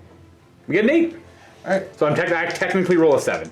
So he's gonna attempt to dispel it. He gets +1 to the dispel attempt. So you need to show a 7. In this case, oh, what is your roll? Like, okay, so you've had. Nah, you've had pretty crappy rolls all game. I've had, dude. You've had some okay. I don't know. This probably came up, but I don't know if I was gonna say in the recording. I don't know why I play games that require dice rolls. I said that immediately after rolling my best roll of the game, but now I'm sitting here going, "Cool, I'm gonna roll a 3." I'm gonna roll. Well, and the most ironic, like, roll a 3 into a 4 or 5, and then roll an 11 with him immediately afterwards. Just immediately. I can clear a building. The squigs can clear buildings, but these guys can't run forward 6 inches. Like more often than not, you remember the bad dice rolls more than ever. If you were to take all the dice rolls you rolled in this game and threw them into columns 1, 2, 3, 4, it'd be average, 100%. It'd be very close, but it depends on where they go. It's more painful when you're failing these by like 1 or 2 dice roll or 1 or 2 points, rather than like failing a casting roll by like 1 or 2 points. Exactly. It hurts more. Yes. It hurts. Certain things, there's great pain. Yep. So I get the spell off. That means D6 of these guys are coming. Please only 1. Oh, there you go. I was gonna say you shouldn't say that because you're gonna jinx yourself. I'll see the taco cat pop up and I'll be like, oh! Only 1 Reaper returns, and it's gonna be you. I guess you could technically go there, leading the force. Do I get any like negatives to my combat for the moon in the middle? No, I just get buffs to my combat. Okay, good. Wouldn't he have to be back more because there's a 1-inch cohesion? Oh yeah, I'm thinking of 40k. There we go. I'm here to help. Thank you. I appreciate that. We're gonna Shade Mist. I roll a 5. I'm pretty sure that fails. Shade Mist will fail in that regard. That's it for spell casting, and that is it for the hero phase. We're gonna go on to movement, where I'm going to pretty much just move these guys to try and clear this garbage nonsense up. I can't stand these guys. How dare you apply negatives to my offensive rolls? I know, I'm a monster. What can I say? As opposed to my Shade Mist and Morngul inclusion. Yeah, so you've got you're -1 to wound and -1 to hit. That's fair and balanced. Next, -1 to hit. You monster! You're end quote. Luka, 2019. These guys ending here, moving their 8, and then this is all going to move forward. Not much, mind you, but it will move forward. That little Death Star moves up there. These guys are obviously all going to stay here, just to try and clear up this nonsense. These guys are going to hold down the fort, again, preventing anything from getting too close. And if they do charge it, I don't expect this to hold that long, so I can just pop it if I need to. I think it's worth... Is it 3 points on turn 3? It's worth a little bit more if you hold it for 3 turns. Yeah, it's 1, 2, 4, so it's worth 4 points if I hold it on turn 3. And then 8 on turn 5. There's nothing for 4 turns held. We're going to go on charging with them first. We have... Wave of Terror. Yay! That's the response we want. Yay! Woo, let's go and be spooky. It's with that 10-inch charge. No problem getting in there. That guy was a stretch, though. That's like the limits I could go. And then they get to immediately fight. They charge, so they get 3 attacks each. I'm -1 to hit on... We'll say everyone. Just because it's easier that way. So they hit on 4s, no rerolling, and 3s to wound. 4s to hit. 3s to wound with a rend. That wasn't bad. So these are all 6-up saves. As I cut down grots. I feel very accomplished here. Well, you saved 3 of them. 3, so a decent chunk die. So that's 6 dead. 6 of them get cut down. It's always hard to reach in, especially when Nighthaunt's included. Oh, when you've surrounded me? Yeah. Alright, that's what's left after they get charged. Now I charge Grimghast Reapers in. Ooh, we were 1 off of a Wave of Terror. Oh, sure. Alright, Davey's gonna be kind enough to let me go back and fix a mistake. I got top of turn. I got the top of this turn, which was the kindest that Luka gave me for me to squander it. So now I'm gonna let him go ahead.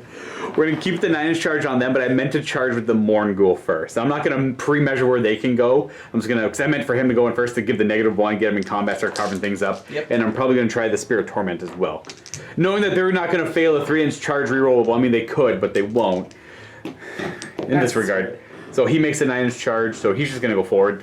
Oh, good. He didn't get the shattering charge or whatever it is, the spooky, scary charge. Wave of Terror. That's it. Yeah, he's just gonna opt to go right there. The Spirit Torment's gonna go 6. 6 gets him in. That's a little risky. But I'm all about that risk, you know. The Guardian of Souls, definitely not gonna charge in. Kind of need that model. But I gotta see the extent. I gotta see the extent of where things can go. And then we'll do the 9-inch charge on them. And that's where the Grimghast Reapers end up. They're wholly within 12 of the Guardian still. As for all the netters, every one of my guys that's in base contact is going to be -1 to hit. Now the Grimghast Reapers fighting in the second rank will not be -1 to hit, so I have to roll them separately, unfortunately. But it's easy enough to determine at the same time. Hooah! Hooah. Then we go on to fighting, and I don't know where to go first. I'm thinking over here. I have to kill 11 of them to neuter them a level, so I'm going to attempt to do that. You killed more fighters. No, later. Let them fight at full strength. It's funny. No. Come on! No. Oh. I can use his command ability to start the combat phase. Use the last command point. I'm debating it because you have to do it right now before I decide. I know.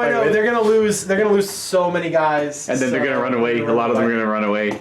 And the only thing is, I can summon them back using the Moon Shrine, but that's only a 4-up.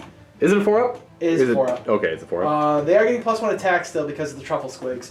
We're gonna go with hang on to the command point. Okay, smart. So I'm going to go first with the Grimghast Reapers, and they're all going to attack. We're going to focus all their attacks on the Grots. Now, these 2 in the back here won't be able to attack. They're there to keep coherency around the Morngul. 18 Grimghast Reapers in range to attack. One of them is the Extoller, who is -1 to hit right now, unfortunately. And 8 of those 18 are not -1 to hit. These are the guys hitting on 5s. Rerollable. Because of... let's reroll that. Reroll because of tiddlywinks. Yeah. Well, look at that. I got 4 hits. Because of the replay corn. There we go. I figured I could say it. Sorry about that, everyone. Reroll. Much better. Much better. The other 8 hitting on 4s, rerolling. Not that they really need it, apparently. Choppa. And these are 3s to wound. Oh, 2s to wound. Because of the Guardian of Souls. This many 6-up armor saves on the poor Grots as they get carved up by Grimghast Reapers. Oh, I see 3, 4, 5. So this many are dead. I definitely killed the 11. You killed 14. Well, these 2 as well. 16. Oh, 16. So carving them up from the back. Well, that's what Grimghast Reapers are meant to do. They're meant to cleave through hordes. They're a horde anti-horde unit. That's 8. If that makes sense. And then the Extoler's got 1 attack, which misses because he's near a net. These Grots are going to go before they take any more hits from... the Morngul and everything else. Like, the Spirit Torment as well. The Morngul's will be -1 to hit now, hilariously. He's gonna get there. He's gonna feast on those grot souls, I'll tell you what. They're not worth much. They're worth D3 wounds to him! 30 attacks coming back at my Grimghast Reapers. I forgot to use all out defense. I don't know, see if I need it though. -1 to hit, so 5s to hit. Because they're really afraid of my Morngul. They're really scared. They're really scared. They're really scared of everything. They really. And they're gonna re-roll 1s because the moon. Moon says do better, or at least they feel like they should do better than that. That's not a bad roll though. And 2 more hits. 3s to wound because of the wound size. Get +1 to wound. All right. Here's hoping I don't roll any 1s here. 4 save. Now hypothetically, would I have saved these? No, it wouldn't have mattered anyways. So I fail 2. Well, I fail 4 actually. So you know what? We'll keep those as the 6s. That's another one, and 4 die. I don't know. It's confusing, but 4 Grimghast Reapers die. The net's on 5s. 5s to wound, 5s to hit, 4s to wound. Okay. Go moon, go. So reroll. 1 more. 4 to wound because of the unit size. Dang, that's not ideal. All right, so 4 up save. And I've lost 4 so far, or I lose 5. 5 Grimghast Reapers. You know what? We're just gonna go ahead and make sure that Loon Boss can't fight here. These 5 go down.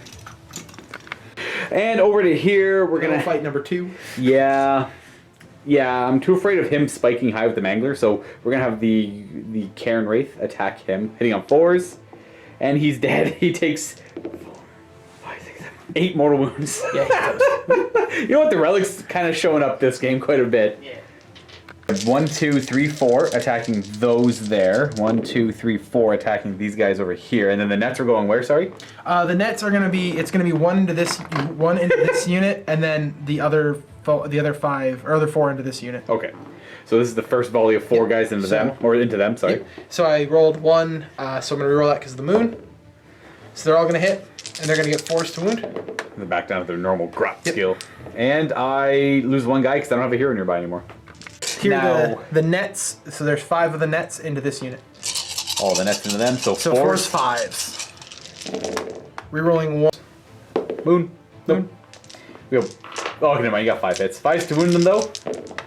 The downside to the nets is that it gives my entire army, like everything, finding the -1 to hit, and they have 3 attacks each. There's actually no downside to the nets. I make my save. Yep. So 1 guy from that unit's gonna go away, and that's gonna be you because you're not gonna be accomplishing too much. And then we'll get the other attacks into this unit. So we got 5 grots. Yep. Into I've got 6 dice. 5 grots into that unit of Blade Geists. No, whoop, that was Taco Cat, I promise. 4 hits and 3 wounds. 3 wounds. Which I have 4. Okay, we're good. All right. And then 1 net. 1 net. 4s, 5s. 1 hit. 2 rerolls though. Oh, wait. Yep. So that's a failed wound. And 1 more hit. On a 5. 1 more wound. Oh, it does kill 1 of these guys off as well. I will take you just so I can differentiate the units a little bit better. Might as well go over here. This guy's got 1 whole wound left, and he's about to be surrounded by Chain Rasford. Well, completely encompassed. Well, I guess he's got fly. He can just bounce out of there if he survives. I don't know if he's long for this world, though. So that's 5, 10, 11 guys attacking for a total of 23 attacks. 4s! Die, Boing Rot! 4s to wound. Re-rolling 1s. Because of unit size, still relevant. Helped once. 4 up saves. He's got 1 wound left. Yay! You know what? Not without trying. Yeah. Not without trying. Old college try and whatnot. Pretty much just my attacks now. I'm going to go ahead and pile in with these Blade Geist Revenants. He's closer over there, so he's going to go to here. I don't think I'm really accomplished too much. This guy's going to go there just to make room. And go. 1 guy won't be able to attack, so we have 3, 6, 8 guys attacking who charged. So it's going to be 24 attacks. They're all negative to hit though, because that guy's within 2 of that net as well. 4s to hit. 3s to wound with a rend. Ooh, that's all right. 6 up save on the grots. All right. Save 2, takes 6. Have fun reaching in there again. What's your banner do? +1 leadership, and the other one is +1 armor save against range attacks. Right. 4, 5. Oops, I just threw one of your guys on the ground. That's okay. And then I'm going to go ahead and attack with these Blade Geist Revenants. They're all in range. So I don't get confused. You stay there. That's going to be 5 attacks, so 10. Sorry, 5 attacking, so 10 attacks. 4s to hit. Oh, wow, 2 misses. the nets, they do nothing. And 3s to wound. That many 6-up saves. And a kill off. 6 more. Oh, there's 8 left in there, so there's 2 remaining. Is this gonna be like a netter in someone? It's gonna be or like 2 nets. You have 3 attacks, right? Like why not? 3 attacks are also always better minus than 1 to hit me. I'm just basically clogging up these guys. Well, these poor goblins. That was a 40-man squad. These Blade Geist Revenant have done a good job of cutting them down. It took 2 turns. Yeah. And 4 attacks. 4 series of attacks because you spooky scared all the way into them. Yeah, I think, did both of them get it? Yes. Yeah, they through different turns. Yeah, turn 1 and then turn 2. So they've gotten like 4 or 5 fight phases while my Grots have gotten 2. Hey, I mean, Wave of Terror, right? Perfect death ability. Yeah, it's fantastic. It's really... The Morngul is going to go ahead and try and carve up some Grots. He's lost some attacks, though. He's bracketed. And hitting on 4s with the Morngul, rerolling 1s. The net, it does something, but you also just lost 6 Grots from Frightful Touch. Well then, that's the thing. 2s to wound, and 6-up saves. 4, 6 from the Frightful Touch. How many saves? 3 armor saves, with a rend of 1. 6s. And that's going to kill 4 more Grots. Oh, yay. So he carved through 10. Good old Morngul. Sometimes trustworthy. Honestly, I only really bring him for the -1 to hit, and like I just hope he does okay in combat, because often he's pretty unreliable. In this case, he did incredibly well. And then the Spirit Torment is going to go ahead and attack as well. He's got 3 attacks. Hitting on 5s, rolling the 1. He misses.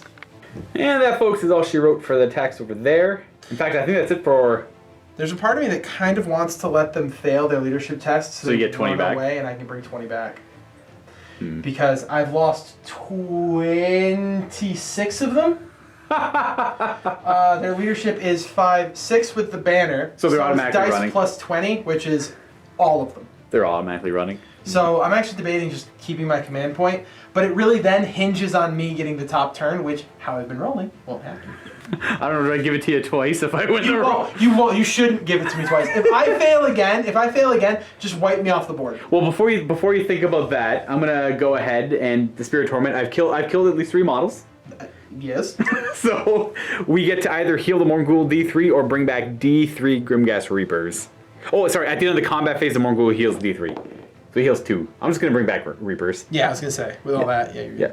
Because he's gonna harvest the souls from those he killed, and the Grimghast Reapers.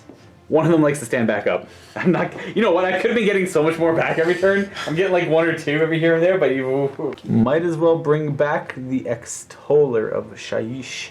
I'm gonna bring the Loon Boss in. Boop. We are going to burn a command point on Inspiring Presence then. Yep. From the Fungoid. Yep. Within, or that guy, either one of them. They both work. Wholly within 12. Yeah, they're both wholly within 12. I think that one's actually within 6 within 12, because that's it's within 6 of a normal hero, within 12 of a general. The other ones are wholly within 12-18. I thought it was 12-18 for all of them. No, unless I don't think they got eroded. It's the new General's Handbook ones that are 12-18 wholly within. The old ones are 6-12 within. So it's kind of the same measurement. Okay. Games Workshop's going more with the wholly within now. 6-12 within. Okay. Just within, not within wholly. 6. Okay. Yeah. Yep. So they're within 6. Yeah. So, all right. So they're going to stick around with Inspiring Presence. And then I actually think I'm going to burn that objective in the middle. Okay. Because you can just plop a unit right there with the Hand of Gork. So since you burnt one, I'm going to burn one. And it'll be 2 to 2. 2 to 2. Well, we got to roll off. So Yeah, we're moving on to battle round 3 here. Roll off time. You win ties. I do win ties. You gave me that kindness. 3. Oh, if that was a taco cat, I was gonna. 4. Ha! Yes. Oh my god, I'm gonna get a turn to do a thing. You got a turn to do a thing last time. So yeah, I assume you're gonna take it. Yeah. Okay, fair. Let's get rid of that moon. Okay, moon. If you roll a 1, it sticks If around. I roll a 1, it stays where it is. If I roll a 6, it's off the board. Oh no! 6, it's gone. Well, you know what? It had to go here anyways, right? It moves 2. Oh, so if you roll a didn't roll a 6, 6, if I rolled a 2 to 5, it would have moved into this quadrant, which would have done nothing which would anyways. have done really nothing. And then if I roll a 6, it moves twice. So Okay. quadrant off. All right. So it's gone. We had 1 turn of great moon stuff though. Yeah. So that means you get a command point and start your turn, but not 2. On a 4-up, he gets command point. So Yep. So I get 2, and then with the Babbling Wand on Skagrot, I get D3. D3. So you're at 2, 3, 4. Very nice. He's got to feed himself to the cauldron. He takes D3 more wounds. Maybe. Takes 1 on a 4-up. He saves it. He's not saving. He's down to 4. I might cast Squiggler with this guy. He goes off on a 5. Do you get any bonuses? No. Oh, wow. Goes off on an 11, though. You want that to spell it? No, it's all yours. Alright, cool. The squigs can run in charge. D3 Squigs! Yeah, okay. Woohoo! I mean, these guys can also run in charge. Are they squigs? Too. They are, yeah. They Oh, have I guess they have keyword. little truffle squigs. Yep, so Truffle hunting squigs. they're gonna stick around. Then we're gonna go with, we're gonna use Hand of Gork. He's gonna cast it, goes off on a, alright, so it goes off on a 7. He needs a 5. And he shows a 5. So you rolled a 7. So it's a 7. I'm going to try my best to stop it because that's super annoying. I don't want to deal with that right now. So I need to show an 8. And I do. Yeah. So no Hand of Gork. So he still can cast one more spell. Yep, he's gonna cast the, Call of the Moon. So that's the... Is that the meteor? Yeah, it's D3 Mortal Wounds. The infinite range D3 mortal wounds? Goes off on a 6. Nope. That's a 6. It goes off on a 6. I needed to roll a 6. Oh, it goes off on an 8? Yes. Oh, well, I guess it's infinite range D3 mortal I could do wounds. Vindictive. I could have done Vindictive Glare instead, but I don't think I would have gotten that off either. We're running the squigs? Running the Squigs. They're going to move 5 plus 4. So that brings them up to... Are they wholly within 12? They are not wholly within... They're not within... Are they within 6? Because that's for the running, right? Right. Yeah, so nothing. Nope, can't do it. So they got a 6. I can re-roll it because I have the pokey guy? herders. So what did you need? Do you need a 6? I mean... Because I often recommend not rerolling 4s because the odds aren't in your favor. Wouldn't mind a 6. So you essentially need them over here, right? I want them over there. To fight. I should have spent a turn moving them over there last turn, but I was concerned about bringing them into this combat. Which they're probably going to end up in anyway, so we'll just move. Okay. 9 inches. Well, yeah, because the issue is like if they moved forward, then I could like, I guess they're moving forward now. I don't know. I guess you can just blow I can the just objective. hang on to the objective. I'll just blow it up at the end of my turn. Pop it now for 3 points or 4 points. For the end, unlikely. And so they're only legal target to go into the Grim Gas Reapers. Unless they have bonuses to the charge, I don't think they do. No. They can re-roll charge rolls. Okay. So that's really the only benefit. These guys give re-roll run and charge rolls. Well, I guess in that case, re-roll it because if they're going to go into the Grim Gas anyways, you might as well re-roll the charge. Okay, so they go back a couple inches. They're still going to make it into the Grim Gas, right? Yeah, they can re-roll both Yeah. regardless. So. Yeah, because in that case, if you got the 6, then he could have charged into them and got them as a target. Or potentially charged into the Chain Mass board. Shimmy. Does it just move whenever the caster It moves? stays within an inch of him. Oh, okay. That's it. He's just staying outside of 3 of these guys. Yep. Shooting! Skagrot's gonna shoot into the. I got a squad of 5 and a squad of like 9-ish. We're gonna shoot the squad of 5. Squad of 5. Hitting on 3s, wounding on 3s. Not a bad start. No Very rerolls. average. 3s. Got 2. And I save 1. Yep. So 1 damage. 1 damage. You can die. Now we come into charges. Skagrot's gonna charge. Woo! And welcome to the fight. You rolled a 9. Any there? No, they're gonna go here. And them. 9. Go Yes, 9. they are So- more than. I assume you do not want to reroll that. It's like the one thing you've had charged my Grim Gas Reapers that are safe from the Morngul. -1 to hit. Yeah. And that's it for charges. That is it for charges. Now where do we fight first? We're gonna fight. We'll fight with the Squigs first. All right. Squigs get to pile in. Yep. Obviously trying to avoid the 6 of the Morngul shouldn't be too hard at all. In fact, probably Very doable. incredibly doable. Yeah. Before you pile them, I am going to use all-out defense. I forgot to use it last time, so I'll use it this time on my Grimgas Reapers. They get to reroll saving throws of 1. Okay. Squigs! Force 3s. 3s to wound. Champa, champa, champa. That's not ideal. I get to reroll the saving throw of 1. Doesn't help. And 6 is to ignore the damage. I lose 3 guys so far. Wait, that's it for their attacks? What was the prodders? The pokers get on 5's force. 5's to hit. Got a hit. 4 wound. No. So I do lose a Reaper. We're gonna... We're just gonna keep griefing like that. That's so rude. It's like, alright, now he's in combat, now he's out of combat, now he's in combat, now he's out of combat. I'm gonna go with these Blade Guys Remnants. I'm gonna try and cut up these guys to get rid of that stupid -1 to hit aura.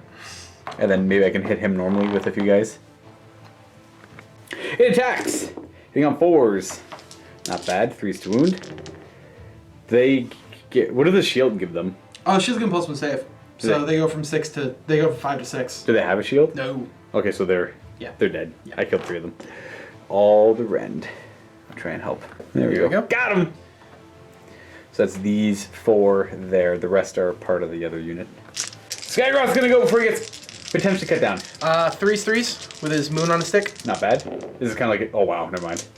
Yeah, it kind of goes on part of the course, right? 1 wound. And I make it. Huzzah! Going the Grimgash Reapers, avoiding the Loon Boss in. So we're going to do 5 attacking the squigs over there, and then 8 attacking into the grots. Everything's -1 to hit.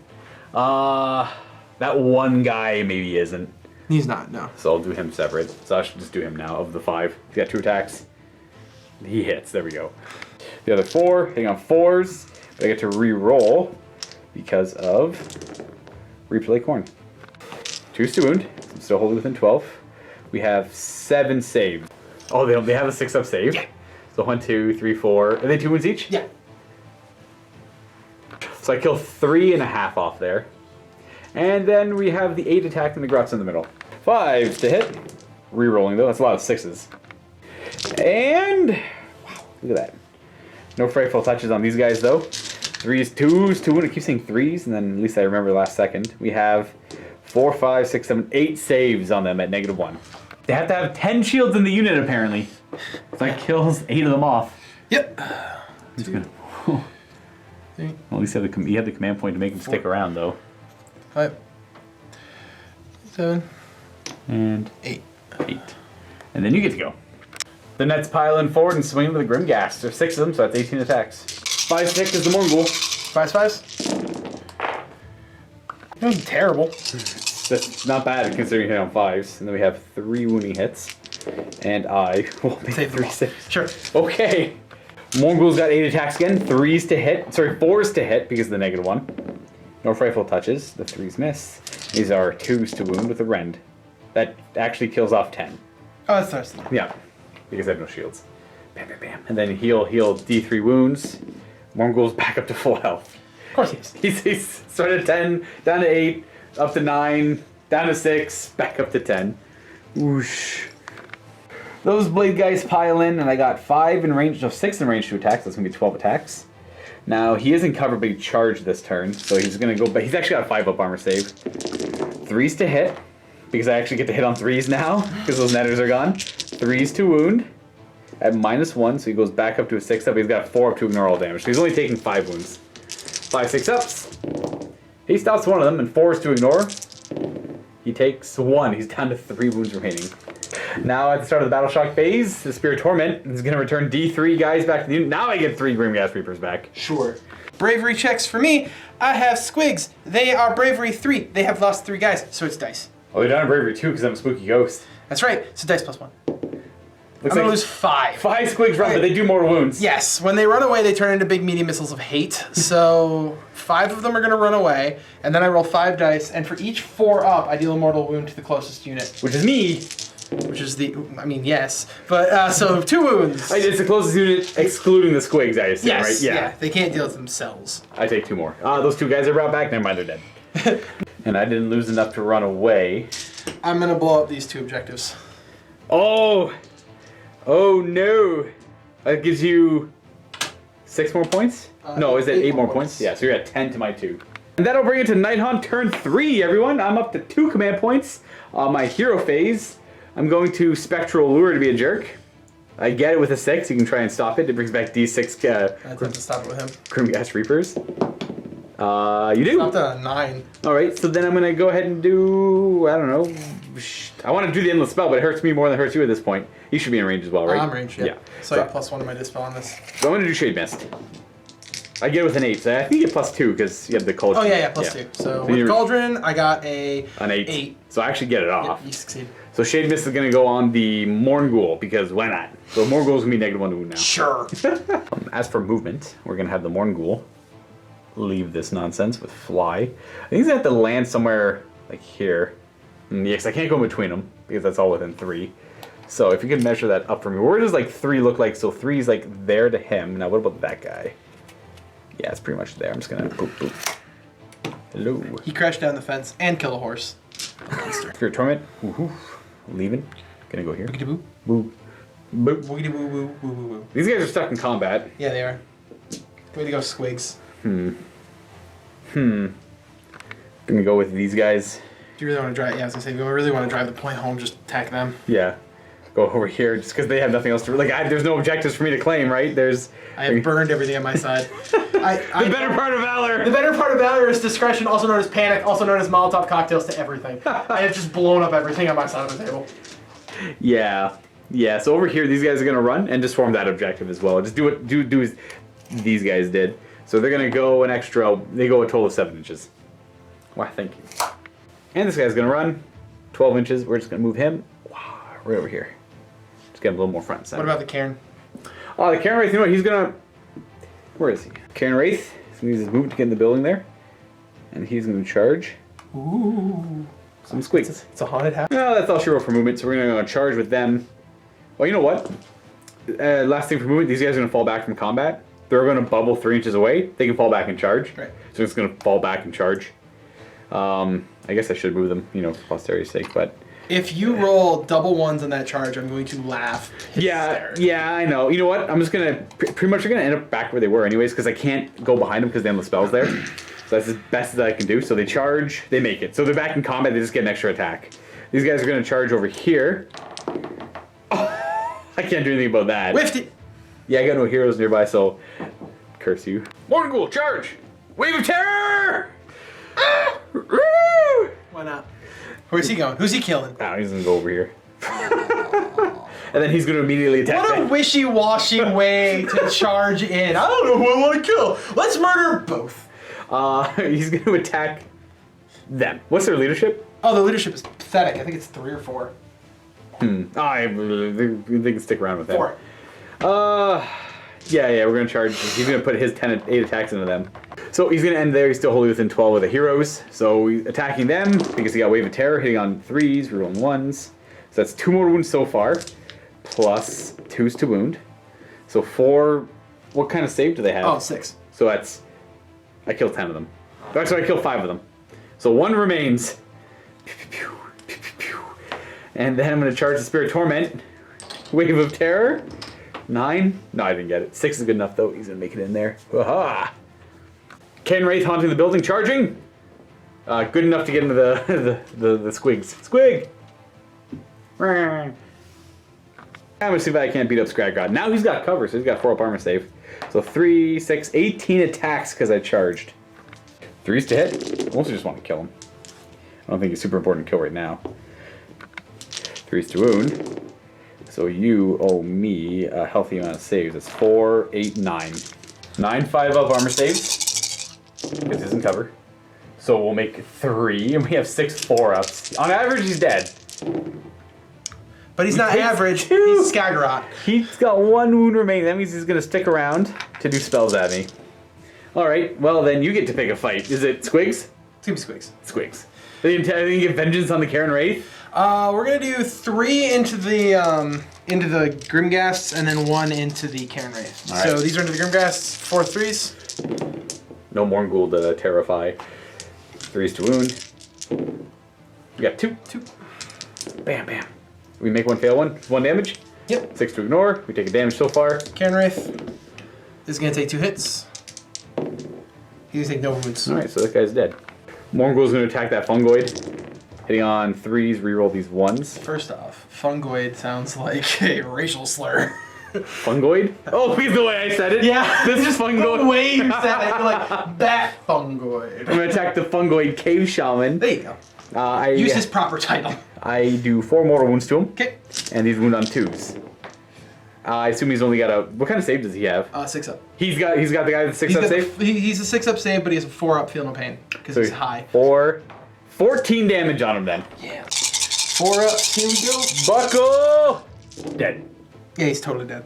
Just from... I didn't even look at all of them. I could just see some, and I was like, oh, cool, he's toast. The Morgul harvests. He killed... He took 7 damage, so he's dead. He almost died twice. Almost did. Skagrot! Oh, God. 3s to hit, 3s to wound. Okay, bad. No, not bad at all. Much better than last time. There you go. There it is. There it is. Hey! It's really hard to fight ghosts, it turns out. And then we're just gonna go ahead with the Cairn Wraith because he's super cool. Let's see if we can kill those squigs off. And he's really great at rolling those 6s. That's 4 damage, so that's 2 dead squigs. How many squigs are left? 3? 4. Okay, so the 3 misses, I can't re-roll it, and these are an extra D3 mortal wounds each. 4 more, so I kill 3 squigs. I do 6 more wounds. Aha. And then I'm just gonna go, because you have nothing else to really attack with. Right. So I'm just gonna go ahead with, I'll attack with some of those Grimghast Reapers. I'll pile in enough so I got like 5 guys attacking. Yeah. So just roll. 10 attacks on 4s. Reroll 1 for, look at me knowing. He's wholly within 12. Just eyeballing him, so good. I got lucky. That's what really happened. 2's to wound. He takes 3 damage. He's only got 6 up, right? Or does he got 5 up? Yeah, he's got 6 up. He dies! Haha! Great success for the Nighthaunt forces. You just functionally kicked a dog. How do you feel? One of these answers is really messed up.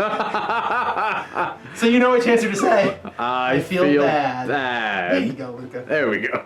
You owe me a leadership or battle shock on that guy. And I also get D3 these guys. You know what? You know what? Inspire him? I'm going to inspire because I have the command points for it because I'm a schmuck and I forgot that. Well, he's within 12 of him, He's within 12 right? of Skagrot. And I get 1 Grimghast Reaper back. Welcome back into the fight. Wait. Oh, no, Mario. He's not going to fight. Like, that's what's just going to happen. He's just going to be like, I'm here. I've been here before. I know what's happening. This one will die. Didn't die. It didn't die! And that's going to bring us back to the roll-off. Maybe I won't be so kind this time. You win ties. I got a 4. Aha! You get to go. Woo! With Skagrot. With 1 wound. Oh, you feed me to the cauldron. Feed you to the cauldron. So D3 of my guys get fed to the cauldron. Unfortunately, 2 of them die, so it's going to be you. And I guess you want to come along too, so congratulations, buddy, it's you. Thanks. On a 4 or more. I can bring back through the tunnels. Oh, it was going to be a 1. All right, so we had 20 boys back. Not boys, 20 grots. I see these 20 guys come bursting out of the loon cave here to protect Skagrot totally, right? Yeah, absolutely. So you get a command point, you're up to 4, and on a 4 or more, you get D3 more. No. All right, now Skagrot's going to try and teleport them out of here. First off, we're going to do Great Green Spite. Okay. So he's going to cast it. Goes off on a, I need to roll a 5 or higher. You do? Goes off on a 10. I'm not going to stop that. So I'm going to do D6 mortal wounds to them, because these guys are within 18. There's 20 of them. So I'm going to choose that. D6 mortal wounds. And I take 2! It's going to kill whatever, you and you. That guy was wearing like a old plague doctor mask. It's I not, wish. it's just a chin. This is a chin, yeah, he's got a silver mask. So here comes the big gamble. I'm going to try and hand-gork these guys away. I need a 5 or higher with Skagrot. And we got a 6. I got a 6, that goes up to an 8. And I failed to stop it, right? So a big dumb hand is going to grab these guys and reposition them. Big old meaty mitts. And here we go. We'll see where they go. Well, bam! Here we have 20 models that can easily contest this objective if they make the charge. Now, in this case, if you charge in and burn that objective, that's game. Because you'll be at 11 points, and the most I can get is 10. Because this will be worth 8 on turn 5, and I've only got 2 right now. And if that works, that works. A lot of things have to work for this to happen. Let me put things into perspective here. He survived that combat. He made a huge amount of 4-ups to ignore damage. Actually, it was kind of average. So it was average, you make it or not. And then it was them coming back on a 4 or more. You made that. And then it was his spell going off, which you got, which isn't that hard. Me failing to stop it, which you got. And then they still have to make a 9-inch charge. If they don't make that 9-inch charge, the game is over in my favor. Correct. This is literally my last gamble. This is my part of valor. This is the better part of valor for me. It's stealing the victory out from underneath someone who was kind enough to give me a turn. So in this, like, it was 1, 2, 3, 4, 5 things that had to go right. So let's see if we get the 5th thing. Well, I assume he's going to leave combat. We're going to go through the phases. I'm going to shoot you. I mean, he's going to stay in combat. Oh, he's going to stay there and shoot me. I have no reason to keep him alive anymore. What if another unit comes back on a 4 or more? Then they'll bolster by, they'll give the Morgul something to kill. Oh, fair, okay. Because really, like you said, it's all coming down to the charge over here. Yeah. But I need to drag that out. It's suspense. It's forcing people to watch the rest. 3s to hit. 3s? 1 miss, not bad. Good Of course, there's going to be that one person who's in the comments and like, here's the time taking fails charge. 4 wounds, -1. I lose 3 of these guys. I got 1 remaining. So I've lost 5. I'm sorry. I'm generalizing the YouTube audience. That's a really mean thing to do. You said just one guy. You know, not everyone. It would be that guy. There might be There's that always one one. guy. There's always one, and you can all attest to it.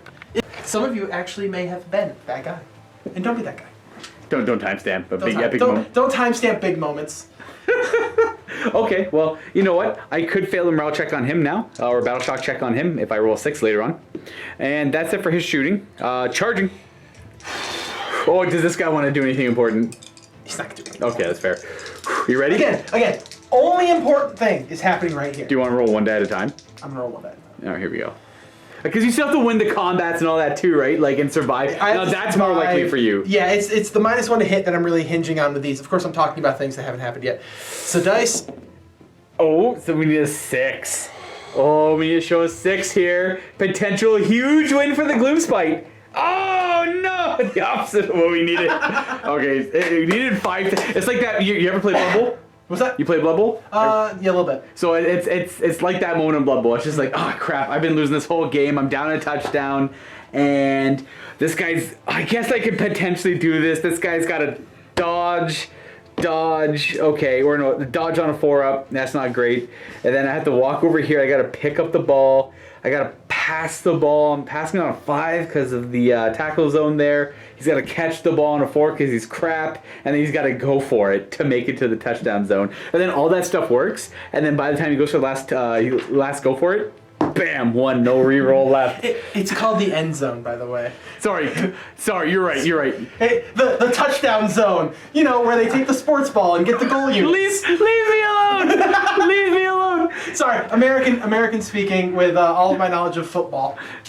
End zone, you're right. End You zone. are right. End I'm going to call it touchdown zone, though, because it says touchdown all over it. I'm talking about the video game most. That's the only place I can play right now, but it's a carbon copy, so that's nice. Pretty much, yeah.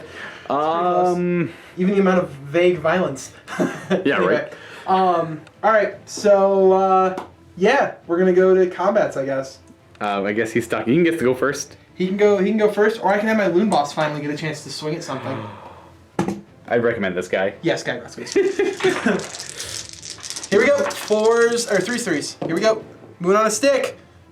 Moon on a stick. That's what it's called. The moon on a stick. It's 2 moons. He doesn't kill him. Are you serious?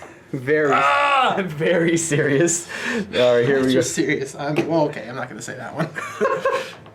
I'm just gonna say I was gonna quote Cartman there, but you know what? I'm better than that. Sometimes it's best not to quote Cartman. Exactly. 4s to hit. We reroll 1s. We got 2 hits. 2s to wound. 2 wounds at -1 rend on the loon boss. 6s. 6s. He's only got a 5 up. Yeah, he's only at 5 up. He takes 2 damage. Takes 2 damage. All right. All right, he was -1 to hit, but I rolled 5s and 6s. So we're good. So you get to go with him now. Yeah, I do. He's got his vampire lord profile. 3 attacks. 3s, -1 D3 damage. So. All right, you got 2 hits. 3s to wound. And we make both of them. Cool. Excellent, most excellent in every regard. We have 2 attacks over here. We hit once. We fail the wound. Done. I think this guy was part of that unit. I just shoved him back up over there. And that is all she wrote. Now, I did not kill 3 models this phase. I did not, so I don't actually get to heal anything. And we're going to go on to my turn, where it's pretty lackluster. Not really a whole lot to do at all, in fact. I'm going to go ahead and cast Arcane Bolt. Okay, so I fail. We're going to cast Spectral Lure. I fail. Sure, that was easy and quick. This guy's going to fall back. What about a morale check on that guy? Oh yeah, he could fail. He could fail. Oh, what? Peace. That one guy's gonna fall back and charge. We're gonna move these guys over here because they're gonna now attempt to kill Skygrat, who's gonna have cover because he hasn't really moved. He has no reason to, right? He is shuffled, kind of to and fro. Boop. Oh yeah, Morgul knows what's up. Yeah, you do. This guy's gonna come. Just put him. Yeah, I was gonna say put him where he can maximize. He can maximize his buffs. Buffs. Boofs. There's buffs. I guess he's actually just gonna go to there as well. This guy's gonna move forward, blah, whatever. And I'm not gonna worry about the guys in the back because I'm just gonna burn both the objectives now. Wait.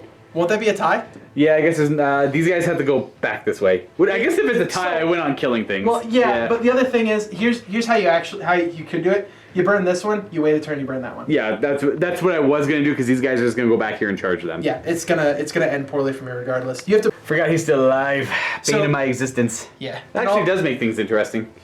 In all reality, it looks like, I mean, you're gonna walk away with this one, but because best to play it out because you never know. Oh yeah, absolutely. Yeah. Yeah, you may forget to burn your objectives. That's fair. Very true. Would you not let me go back and do it? Yeah, I would. There you go. You gave me another turn. You can. Oh no. The Groomgas Reapers and the Cairn Wraith all move. They had to leave combat, so they're not charging this turn. The Caraman's just keeping them within 12 to give them an ignore damage bubble. In this regard, it's one of those things where I just did this turn. I'm like, yeah, I automatically won. I'm like, oh, I didn't automatically win. I should probably kind of keep playing properly because I moved all these guys, not really thinking about them moving back. But that's okay, because if you could move them up for me, please and thank you, in this direction towards the Grimghast Reapers. They will not be running. They will be charging. They got 5? Yeah, 6. That's where they end up. Now these guys, I'm not going to bother moving them out. I'm not going to worry about that too much. Charging them. Bam, Wave of Terror. Of course. Sure. Want to drive that point home? Alright, here we go. Let's just go kill Skagrot. They get a bunch of attacks on 3s because they charged. That's where they end up after charging. Boop, boop, boop. By the way. 3s to wound. With a rend of 1 brings you back to a 5-up save because you have cover. So 5 ups. Is it 5? It's 5, yeah. And you make 2 not bad 4 ups to ignore. Oh, just. He's just. dead. Boop. So at least gets rid of the Hand of Gork threat. Yep. He leaves. And then the Endless Spell automatically goes away. And then the Morgul's going to charge. Almost a Wave of Terror. Rrr. And then that guy's going to charge the Spirit Torment. Good enough. And you know what? The Guardian of Souls is going to charge as well. Fails. And then they're going to charge. Ooh, 7. Now I'm going to be lame here. I'm just going to go like this. You getting away from the nets? I'm just going to put one guy there. And then the rest are all going to bunch up over here. And then just try to avoid more like this. I'm going to try to avoid as many of the Grots coming in to attack me as they can. Oh, okay. And that's where they end up. Mostly just trying to tie them up so they can't. They can fall back, but they won't be able to charge over here. Guess they'll do the Spirit Torment first. He hits That's on one hit. 5s. Hey, we got 2 hits! Dang it. 3s? Or 2s even. -2. So he takes. He's only got a 5 up, yeah, so he takes 5 damage. He gets cut down. We're going to go ahead and pile in with these Grots. They're going to kind of shuffle in. Hello. 7 guys able to attack. 4s, 3s. 4s and 3s then. 3s to wound. Not bad. 3. 5 up armor. 3 die. So we'll pull these 3. And we'll go 1, 2, 3. 17 attacks from my Chain Rat support after they pile in. 4s to hit. No re-rolling. Wow. Wow. That was really 4s to wound. No re-rolling because he killed my unit down. And we have 5, 6 5-up saves. This is their shields. And that saves 2, so 4 die. Yep. Forgot about this guy. He gets to attack my Morgul. When you have 4s? What horse? I'm just combining both profiles because they're exactly the same. Oh, okay, gotcha. Because they have a Gnashing Bite and a... I don't take it. Okay. they have a Gnashing Bite and a Fungus Slicer.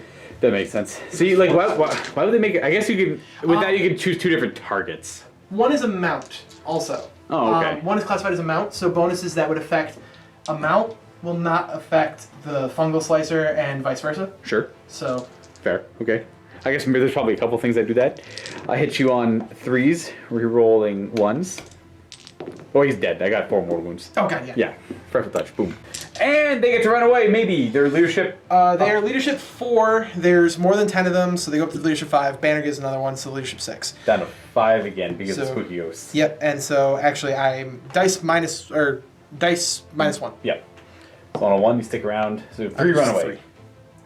Not too bad. We'll lose these 3. And then I, of course, will burn that one objective over there for a total of...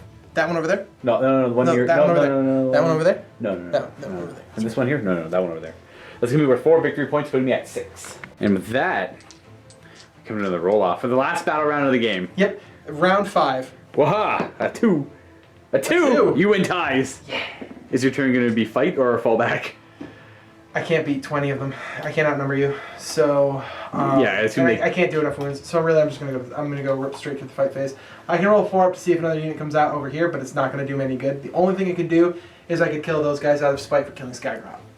So rather than protecting Skagrot like a sensible human being would do, or Grot I guess would do, I am instead going to murder them on a 4 up. 4 up, maybe murder?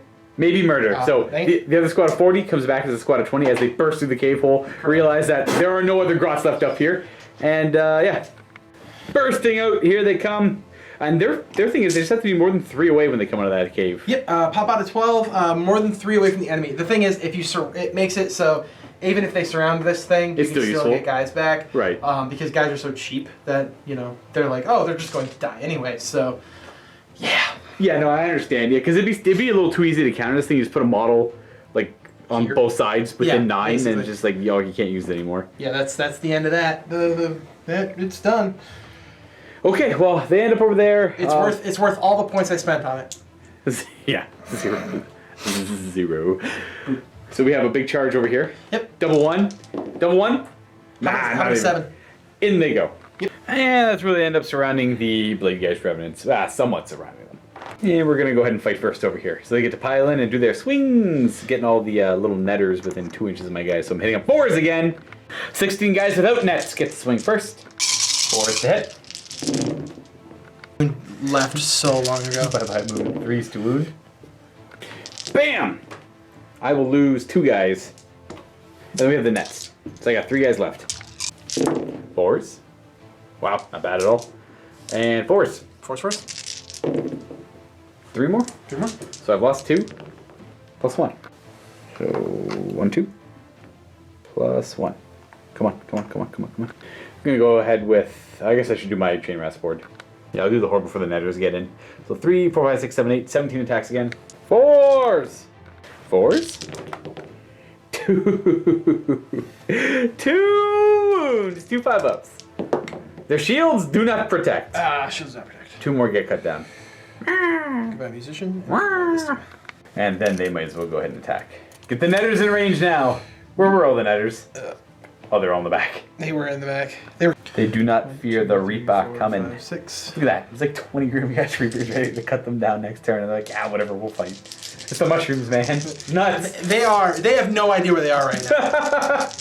They got teleported by a big meaty hand. They're confused. They think they got teleported by their god. Can you imagine that? Okay, they burst out of their hole. They see everything's going to crap. They see all these ghosts, and they think surely that can't be real. And then they get picked up by some sort of godly magical hand and plopped over here by even more ghosts. By even more ghosts. And then they're like, no, we're not running. We're not going to charge. Wait, can you? Why would we charge over there? And they're just like, they're just being spooky over there. And no, I don't want to do that. They pop out of their hole and they look around and they see the Grimgash Reapers and the Chain Rasp are like, oh man, whoever was over there, I don't want to be over there at all. Hey, here we are. Are these These are wounds? 4s to wound. Oh wow, you rolled that poorly? Oh, yeah. 1 woundy hit? Yeah. I fail. Did you call it a woundy hit? Wounding hit! Oh, I thought you called it a woundy hit. I was like, is that a Canadian thing? All right. 4 Blade Guys! Hey, I got nets. Oh yeah. Well, you know what? I'll just quickly do this. And 1 wound and then... Yeah, sure, you can cheat. That's fine. 6. I kill 1. Ha-ha! Die, scum! You done killed 1. Got him. These are the nets over here, now that we can actually do everything in the right order. 4s, 5s. I'm really just being a jerk at this point. And 5s to wound. Correct. Oh, that's not bad. I'll take. Bam! I think that unit would be so much better if we could just have netters only. That would be such Oh, no, absolutely. like 3 attacks each and like, oh my gosh. I'm gonna bring Gloomspite Gitz netters. What's that? Well, it's an entire R unit just full of nets. It's 60 attacks. Well, I mean, it's. I guess I shouldn't say, like, in my mind, when I first thought of netters, I'm like, okay, this is a downgrade to a model in your unit to give it that -1 to hit ability. But no, it's actually just all around really, really good. It's all around really good as long as you have the models to support it. If I ran units to 61, I'd be an absolute jerk face. 2. You have 9 netters? You'd have 9 netters, and then when they come back, because it rounds up, you'd have 5 netters in a 30-man squad. That's true, yeah. But they have to come back. You have to chew through 60 grots. And as soon as you chew through the 60 grots, hopefully they've done some damage. Probably not. But it's because they mainly hinge on the command points, that command ability of the base foot slogging moon. Did you just pick your ear? I had to. It was ringing really, really badly. And like, I started putting you on spotlight there for that no, one. I have to. I have really bad tinnitus, so like my ears start ringing really, really badly. So doing that kind of helps. And so the you just need the foot slogger, dude. Oh man, these goblins. I dealt 2 damage. I know. Right. Oh wait, yeah. I actually killed some. You killed 2 more. That's right. Here we go. Boom. And well, that's pretty much it right there. For running away, I can't possibly run away, and I killed. Did I kill anyone? You killed 2. Killed 2? Yeah. Sure. All right. I failed the 2 shield saves. That's right. So that drops him down to leadership. It's dice. Okay. There we go. Nice. 1. Huzzah. Pew. I would make you feel better and take out a net, but I'm not going to do that. I'm not going to give you that win. It's okay. We're going to go on my turn, where it's very basic. Everything runs away from combat. I pity the goblins. I may let them live another day, and I'm going to burn this objective at the end of my turn for 8 victory points. Yes. To take the win for... what is a tie game right now? No, it's not a tie game right now. I don't know, it's something. I messed up my dice somehow. You ended up winning by 4. Yeah, that's what it is. Because I have 10. I have 10 because I burned a couple for a certain amount. I burned for 8 points plus another 2. So that brings it up to... that brought me up to 10. You burned this one for 4. You then burned that one for 8. And then another one for 2. So that brings you up to the... 14. I mean, 4 by 4. Huzzah. I am a winner by 4. What if... I mean, if I had managed to pull it off... if I had managed to pull this gambit off, I think that... I mean, that would have been... that would have been game, because you would have won by 1. Yeah, I would have won by 1 point. You would have been at 11 to my... regardless of 10. how well you did over there, I could have just survived. All I had to do was grind through. I mean, if that unit didn't come back and you tabled me over here, then I'd be borked. But beside the point. Right, yeah, because in this case, you go in, and, like, I probably wouldn't do any damage back to you because I'm hitting on 5s, and you'll kill a few of my guys off, sure. Killing me doesn't matter. It's just having 20 models on that where I only have, like, 8-ish. Right. It's all about... it's a numbers game at that point. Yep. So you would have had that. You would have burned it for 1 point, putting you at 11. I would have been at 2, and at most getting this for 8, which I did. I ended up getting it for 8. But that would have put me at 10, and it would have been a clutch victory from the Gloomspite Gitz, which is nice, because I think if we had played turn 3... with me winning the priority roll off. Or was it turn 2? I can't remember. It was turn 2. So you charged me. I fought back. Did I kill you? No, I think it was turn 3. Everything was gone. Everything was gone in the middle by turn 2. And then... at the start of battle round 3. started about around 3. So really what should have happened was I probably should have played a little more defensively and more teleport based. So teleporting my guys around. And probably should have kept Skagrot alive too. Because if I had kept Skagrot alive... that red squad would have come back.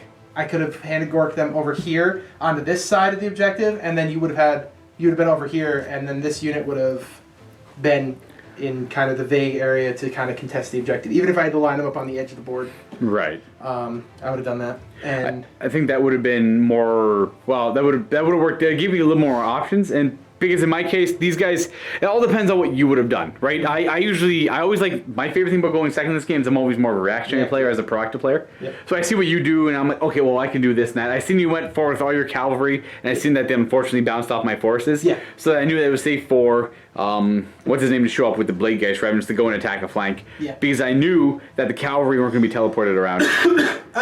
binding up the entire Reichenor battalion over there was pretty good too. That felt pretty good. Yeah, because I couldn't really accomplish anything. It was over kind there. of a unstoppable force, a movable object situation. Like it just kind of, I wasn't going anywhere, and you were slowly picking me off. Right, that battalion's a pretty hard hitting battalion. Minus Reichenor, I'd rather not have him. I'd rather just have a Knight of Shrouds because then you save a certain amount of points. Can't he also get? Isn't his command ability almost also really good? Yes, you give +1 attack. You save points, and yeah. You lose a little bit of magic efficiency, but I think I had... He's only level 1 spellcaster, so... I had magic... I mean, he has the Corpse Candle special ability, but you didn't get a chance to use that. No, I didn't, because he shows up in the movement phase and died. Removed him, so yeah. I felt kind of bad about that, but... it's what he does best. But Knight of Shrouds also looks awesome, so... Yeah. Even by rule of cool, he's Knight of Shroud on horseback would probably be the better one. Yeah. Just because of bigger footprint. Bigger command ability aura. I think they're the same footprint, same base size. Huh, yeah. I mean, for actually having a command ability. Oh, for having a command ability is nice, yeah. A vanilla Knight of Shrouds is kind of on a small base. I think he's on the same size base as that guy. Oh, that little guy. I think he only gets +1 to hit. +1 to hit? Yeah, Even +1 to hit would negate the netters.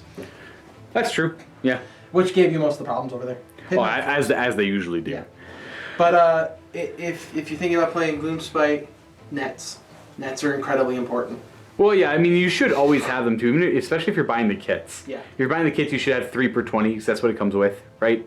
Yeah. And with that, I mean, if you're, it's what they do. Like, if you're having a hard time against the Gloomspite Gitz, you're not supposed to charge the grots, because that's the whole part of the thing. You just get tied up forever, right? Yeah. That's what they did in Fantasy. Yep. That's what they do now in Age of Sigmar. Yep. They were a trap unit. A horde of Night Goblins in Fantasy was very hard to kill. They had the Netters, which reduced your strength, and they also had the Fanatics that came out, charging out, also stopping charging shenanigans. Yep. It was all about buying time. Yes. For their magic and their artillery to do something. Yes. And that's very similar in this regard as well. But in this case, you want more movement shenanigans. You displace units. Anyways, folks, that is it for this battle report. Hopefully you guys enjoyed it. You know what? Give me some comments down below based on what you thought. Did I do the right thing by letting Dave here get... I think I did, because it produced a better game for both of us. And I think that I'm going to head some people off right now. The Loon Boss on foot, I didn't use his base command ability. I was really starved for command points this game. Usually using Skagrot and the Moon... The Fungoid Cave Shaman, I typically have more command points than that, so I have the command points to throw around. But this clump in the middle, it needed to stay there just another turn, just to buy me a little bit more time, so I had the time to burn the 2 objectives and get the victory points I could. And like, unfortunately, at the end there, when you were able to use it, that whole horde was dead. Yeah. Yeah. Oh, so yeah. Like I had the victory, I had the command points. I think I was sitting at 2 command points all game. And then all of a sudden I had 4. Then you have 4 and you had nothing to use it on. Yeah, so that's classic Gloomspite Gitz. But yeah, big game. Oh, so yeah, awkward handshake. Thank you. Forgot. I'll be honest. I hit such a heavy down. I was super tired this morning, and then we got to the game and think this game's super intense. And then the stupid double turn thing came up, and I'm like, oh, okay. Well, let's change up. Let's let you go. Then we had a super cool game, and then towards the end of the game, it looked like I was gonna start winning until that very moment there. Yep. And then once that floundered, I'm like, blue. All right, Nighthaunt victory, pretty much. Oh well. It happens. It's alright. It all hinged on a 9-inch charge, as most games do. A lot of games come down to a 9-inch charge. In this case, I want to see what the viewers think here, because in this regard, it wasn't like it was an automatically you're back in the game. It's still an uphill battle for you when I gave you the double turn, or not the double turn, but the continual order. Yep. And if I didn't, then it's weird. Would you rather have an uphill battle, but maybe have an interesting game going, or would you rather just get double turn, get annihilated, and then just set up for another game if you have the time? I mean, that is. It's kind of a silly question. I'd rather have an interesting game. I'd rather have an interesting kind of dynamic game versus having an absolute slobber knocker than being like, oh, okay, we'll set up for another game. Yeah. If we set up for one game, we can play. We can have an idea. We can play one game, have it work out, have a nice long game, have enough time to talk, and have a good time. Right. I think having a nice long dynamic game works. Yeah. Having one game where you get absolutely pushed off the board, turn 2, it's happens. I wonder. There's probably some people out there that are all about just knock out as many games as they can for whatever. I get that too. I wonder. I get that too. Because you also want to be efficient with your army. You want to figure out how efficient you can be with your army. And if you can be the person who comes out on top in those situations, then you feel really good about yourself because you're like, oh, I've got it. I figured out my army. I can win. I can push my opponent off the table turn 2, turn 3.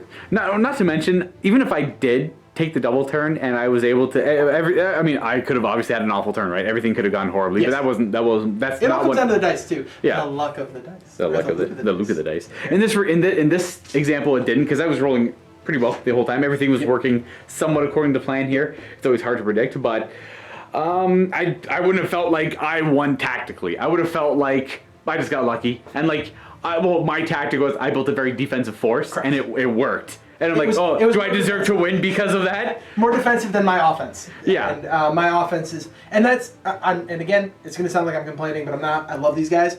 Gloomspite Gitz are very RNG. Oh, 100%. I had the moon on the board for a turn. And then it was gone. Anyone who thinks that the buffs it gives is fantastic, you're running that gauntlet of it might do nothing after turn 2. Right. And so you're running into that situation. And then you've got your shock cavalry, the shock cavalry that I'm using. I like Boingrap Bounders. I love them. I think they're fantastic. They crash into things. Maybe I should run away with them more often, like crash into things and then run away. But the off chance that you roll a 2, you can't run away. So the random movement on them is so rough. Oh, right, because they're random. Oh, you might actually not be able to declare a retreat move. You might not be able to retreat. Yeah. So I just stick them in it, and they poke their way out of things. Any other army with a unit of 10 Boingrap Bounders and a Mangler Squig. You have not fought the Bone Reapers. If you think these guys are defensive, those Bone Reapers are nuts. We did it again. It's okay. We managed to go through an entire battle report almost without mentioning the Bone Reapers for another time. No, it's nuts. It's so ludicrous. Now, at least we get rend against them. Yeah. There's that. But they have rerollable saves on their Mortec. Anyways, yeah, I think you're right. This is a good example. You'll see them in future battle reports. There's going to be a lot of... People will be bringing them. Yeah, it's going to be me playing them, and it's going to be a lot of people bringing in their Bone Reapers. Though I'm curious if people will paint them up fast enough. I know there's probably a lot of people out there, the second they get the second wave of stuff coming out Well, as I'm recording this tomorrow. As of filming this. Yeah, tomorrow. So today's Friday. Tomorrow's Yes. Saturday. Maybe they'll get them up real quick. But ideally, we're gonna get ours really quick as well, and then I'll be playing a lot of them until I'm told not to play them anymore. I guess because I'm obviously like all the other 60% of the people out there are heavily interested in the Bone Reapers, the Ossiarch Bone Reapers. Anyways, guys, I guess we've talked to you off long enough. With that, we'll sign off. We'll see you guys next time, and wish you some happy wargaming. Toodles. It's time for the next game in the vault, people. This time it's Saturday and I've dragged my friends in. So what we're doing here is a 2 versus 2. We got regular dwarves, Greywater Fastness, versus the Fire Slayers. Andrew in the back there, my buddy. He's my teammate. We're doing 2,000 points, 1,000 points per player. We got the Professor and Jason A in the back there. They're playing Ossiarch Bone Reapers and the Ogre Mob Tribes. So if you're not a vault member and you want to check this game out, click on the link below, 7-day free trial, get yourself more access to more Age of Sigmar content. Then you just cancel right afterwards if you want to. We just find that most people stick around, and we appreciate the support. As always, see you guys next time, and happy wargaming.